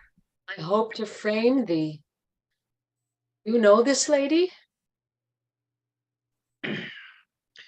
The noble sister of Publicola, the moon of Rome, chaste as the icicle that's courtesied by the frost, from purest snow, and hangs on Dian's temple. Dear Valeria. This is a poor epitome of yours, which by the interpretation of full time may show like all yourself. The god of soldiers, with the consent of supreme Jove, inform thy thoughts with nobleness, that thou mayst prove to shame unvulnerable, and stick in the wars like a great sea mark, standing every flaw, and saving those that eye thee. Your knee, Sarah. That's my brave boy. Even he, your wife, this lady, and myself are suitors to you. I beseech you peace. Or if you'd like, ask. Remember this before. The thing I have forsworn to grant may never be held by you denial. Do not bid me dismiss my soldiers or capitulate again with Rome's mechanicals. Tell me not wherein I seem unnatural. Desire not till I allay my rages and revenges with your colder reason. Oh, no more, no more. You have said you will not grant us anything. We have nothing else to ask, but that which you deny already. Yet we will ask that if you fail in our request, blame may hang upon your hardness. Therefore, hear us. Ophidius, and you, Volsus, Mark, for we'll hear naught from Rome in private. Your request? Should we be silent and not speak, our raiment and state of bodies would bewray what life we have led since thy exile. Think with thyself, how more unfortunate than all living women are we come hither, since that thy sight, which should make our eyes flow with joy, hearts dance with comforts, constrains them weep and shake with fear and sorrow, making the mother, wife, and child to see the son, the husband, and father tearing his country's bowels out, and to pour we thine enmities most capital. Abarst us our prayers to the gods, which is a comfort that all but we enjoy. How can we, alas, how can we for our country pray, whereto we are bound together with thy victory, whereto We are bound. Alack, we must lose the country, our dear nurse, or else thy person, our comfort in the country. We must find an evident calamity. We had our wish, which side shall win? Or either thou must as a foreign recreant be led with manacles through our streets, or else triumphantly tread on our country's ruin and bear the palm for having bravely shed thy wife and children's blood. Myself, son, I purpose not to wait on fortune till these wars determine. If I cannot persuade thee, rather to show a noble grace to both parts and seek the end of one, thou shalt no sooner march to assault thy country than to tread, trust to it, thou shalt not, on thy mother's womb that brought thee to this world. Ay, and mine that brought you forth this boy to keep your name living to time. Shall not tread on me. I want to wait till I am bigger, but then I'll fight. Not of a woman's tenderness to be, requires nor child, nor woman's face to see. I have sate too long. Oh, go not from us thus. If it were so, then our request did tend to save the Romans, thereby to destroy the vultures whom you serve. You might condemn us as poisonous of your honor. No, our suit is that you reconcile them. While the Volscians may say, this mercy we have showed, the Romans this we received. Each in either side give the all hail to thee, and cry, be blessed for making up this peace. Thou knowst, great son, the end of war's uncertain. This certain, that if thou conquer Rome, the benefit which thou shalt thereby reap is such a name whose repetition will be dogged with curses, whose chronicle thus writ, the man was noble, with his last attempt he wiped it out, destroyed his country, and his name remains to the ensuing age abhorred. Speak to me, son. Thou hast affected the 5 strains of honor, to imitate the graces of the gods, to tear with thunder the wide cheeks of the air, and yet to change thy sulfur with a bolt that should but rive an oak. It does not speak. Thinkst thou it honorable for a nobleman still to remember wrongs? Daughter, speak you. He cares not for your weeping. Speak thou, boy. Perhaps thy childishness will move him more than can our reasons. There's no man in the world more bound to his mother. Yet here's he lets me prate like one in the stocks. Thou hast never in thy life showed thy dear mother any courtesy, when she, poor hen, fond of no second brood, has clocked thee to the wars, and safely home loaded with honor. Say my request unjust, and spurn me back. But if it be not so, thou art not honest, and the gods will plague thee that thou restrainst from me the duty which to a mother's part belongs. Turns away. Down, ladies, let us shame him with our knees to his surname. Coriolanus longs more pride than pity to our prayers. Down, end. This is the last. So we will home to Rome and die among our neighbors. They behold us. This boy that cannot tell what he would have, but kneels and holds up hands for fellowship, does reason our petition with more strength than thou hast to deny it. Let us go. This fellow had a Volscian to his mother. His wife's in Coriolanus, and his child like him by chance. Yet give him our dispatch. I am hushed until our city be afire. Then I'll speak a little.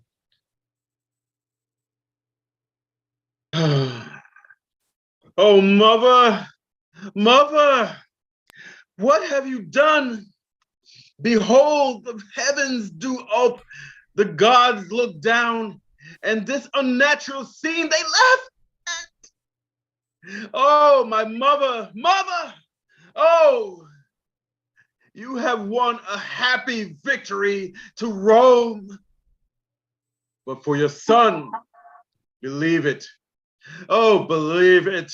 Most dangerously you have with him prevailed, if not most mortal to him. But let it come. Aufidius, though I cannot make true wars, I'll frame convenient peace. Now, good Aufidius, were you in my stead, would you have heard a mother's less, or granted less, Aufidius? I was moved with all. I dare be sworn you were. And sir, it is no little thing to make mine eyes to sweat compassion. But, good sir, what peace you make, advise me. For my part, I'll not to Rome, I'll back with you and pray you, stand to me in this cause. Oh, mother, wife!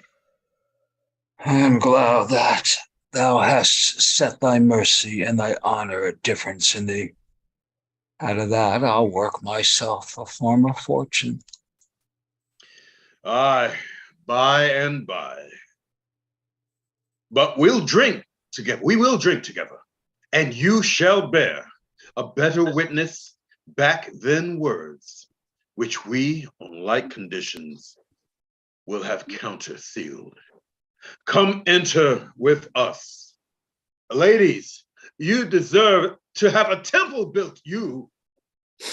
All the swords in Italy and her Confederate arms could not have made this peace.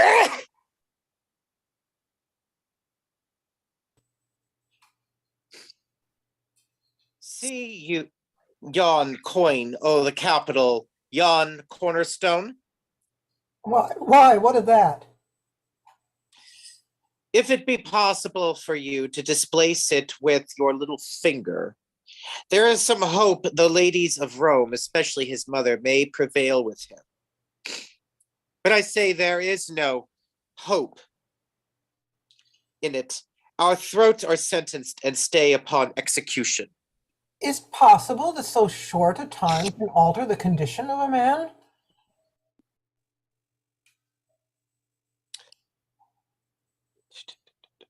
There is differency between a grub and a butterfly. Yet your butterfly was a grub. This Marcius is grown from man to dragon. He has wings. He's more than a creeping thing. He loved his mother dearly. So did he me.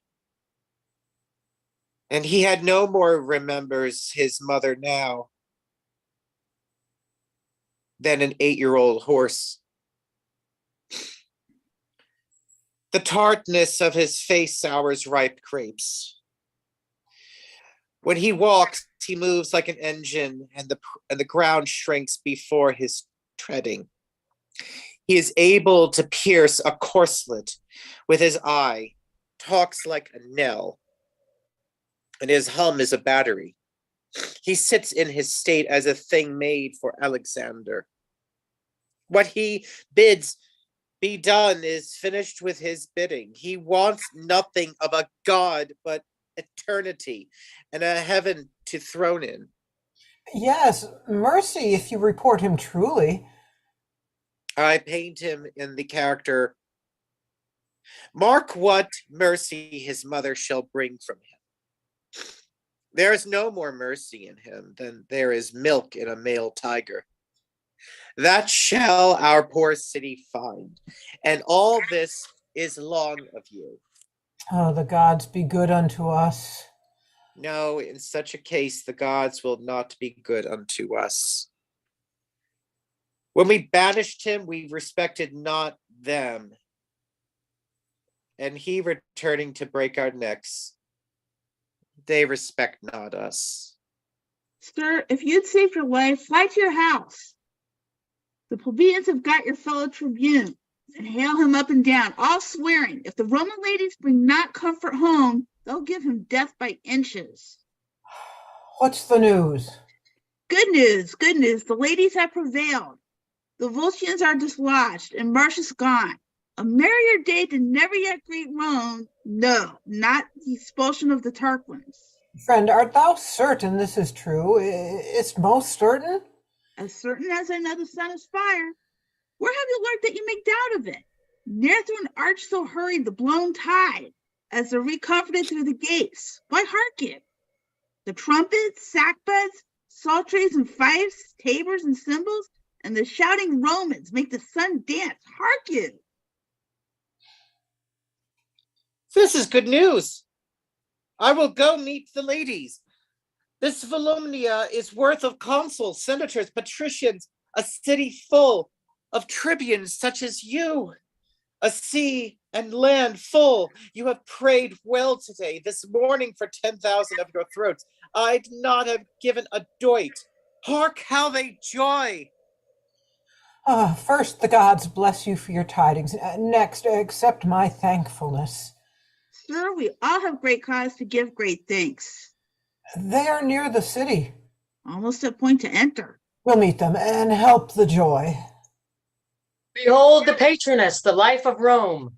Call all your tribes together, praise the gods, and make triumphant fires, strew flowers before them, unshoot the noise that banished Marcius, repeal him with the welcome of his mother. Cry welcome, ladies, welcome. Welcome, ladies, welcome. Welcome.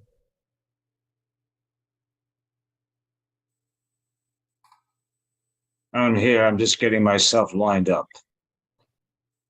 Go,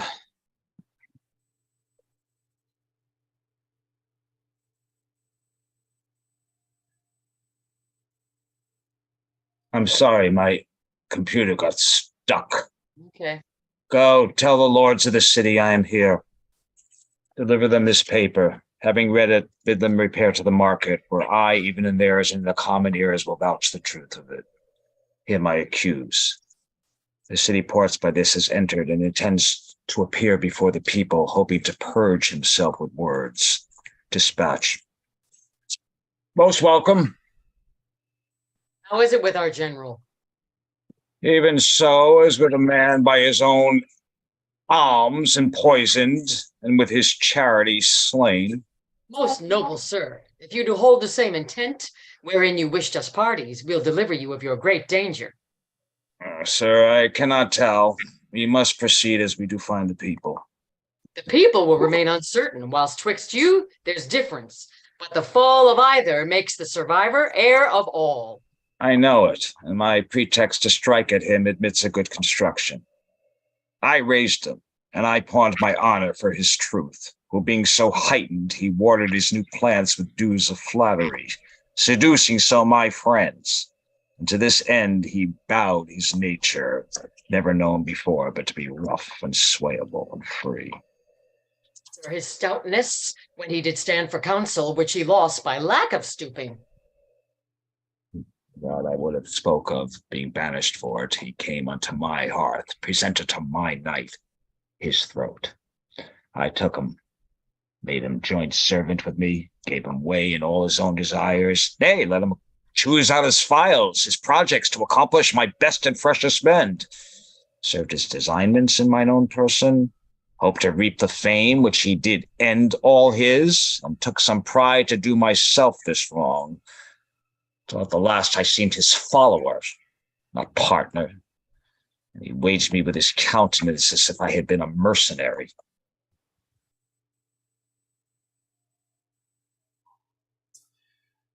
So I did, my lord. The army marveled at it, and in the last, when he had carried Rome, and that we looked for no less spoil than glory. Yeah, that was it. for which my sinews shall be stretched upon him as few drops of women's rheum, which are as cheap as lies he sold, the blood and labor of our great action.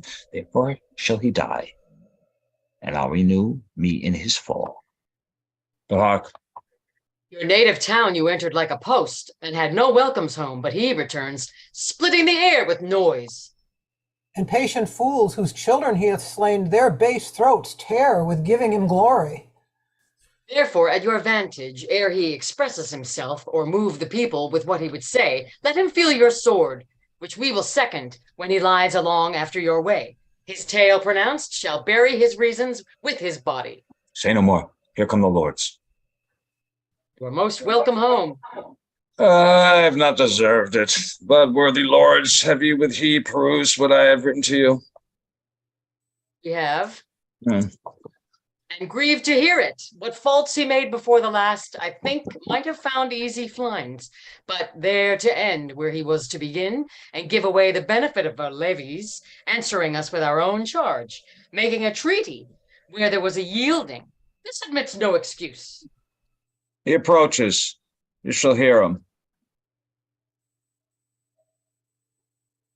Hail, lords, I am returned your soldier, no more infected with my country's love than when I parted hence, but still subsisting under your great command. You are to know that prosperously I have attempted and with bloody passage led your wars, even to the gates of Rome. Our spoils we have brought home doth more than counterpoise a full third part the charges of the action. We have made peace with no less honor than the Antiates, than shame to the Romains. And we here deliver, subscribed by the councils and patricians, together with the seal of the Senate, what we have compounded on. Read it not, noble lords, but tell the traitor in the highest degree he hath abused your powers. Traitor? How now? Hi, traitor Marcius. Marcius? Hi, Marcius, Caius Marcius. Dost thou think I'll grace thee with that robbery? Thy stolen name, Coriolanus and Coriolanus? You lords and heads of the state, perfiduously he has betrayed your business and given up for certain drops of salt your city Rome. I say your city to his wife and mother, breaking his oath and resolution like a twist of rotten silk, never admitting counsel of the war, but at his nurse's tears he whined and roared away your victory. The pages blushed at him, and men of heart looked wondering at each other. Hear thou, Mars? Name not the god, thou boy of tears. Ha! No more. Measureless liar! Thou hast made my heart too great for what contains it. Boy, oh slave, pardon me, lords, 'tis the first time that ever I was forced to scold. Your judgments, my grave lords, must give this cur the lie and his own notion, who bears my stripes impressed upon him, that must bear my beating to his grave, shall join to thrust the lie onto him. Both, and hear me speak. Cut me to pieces, Vols's men and lads. Stain all your edges on me. Boy, false hound, if you have writ your annals true, 'tis there that like an eagle in a dove coat, I flattered your Volscians in Coriolanus. Alone I did it, boy. Why, Noble lords, will you be put in mind of his blind fortune, which was your shame by this unholy braggart for your own eyes and ears? Let him him die die for it. for it. Tear him to pieces. Do it presently. He killed my son, my daughter. He killed my cousin.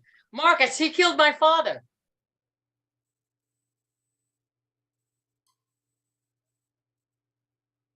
Peace, ho, no outrage, peace. The man is noble, and his fame folds in this orb of the earth. His last offenses to us shall have judicious hearing. Stand, Aufidius, and trouble not the peace. Oh, that I had him with 6 Aufidiuses or more, his tribe, to use my lawful sword. Insolent villain! Kill Kill! him. Kill. Kill! Kill. Hold. Hold. My noble masters, hear me speak. Oh, Tullus. Thou hast done a deed whereat valor will reap.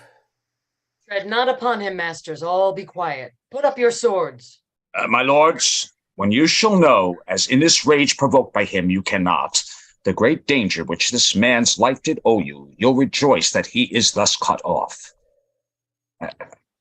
Please at your honors to call me to your senate. I'll deliver myself your loyal servant or endure your heaviest censure. Bear from hence his body and mourn you for him. Let him be regarded as the most noble corpse that ever herald did follow to his urn. His own impatience takes from Aufidius a great part of blame. Let's make the best of it. My rage is gone, and I am struck with sorrow. Take him up. Help.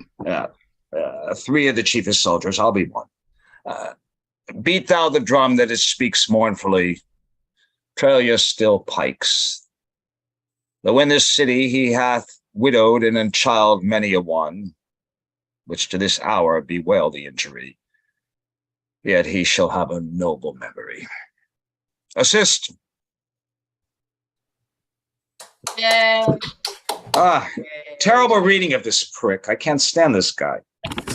Just as if he's worse than any of him. They're worse than Marcius. Marcius is just a poor warrior. These guys are just oh good. Oh, that was nice.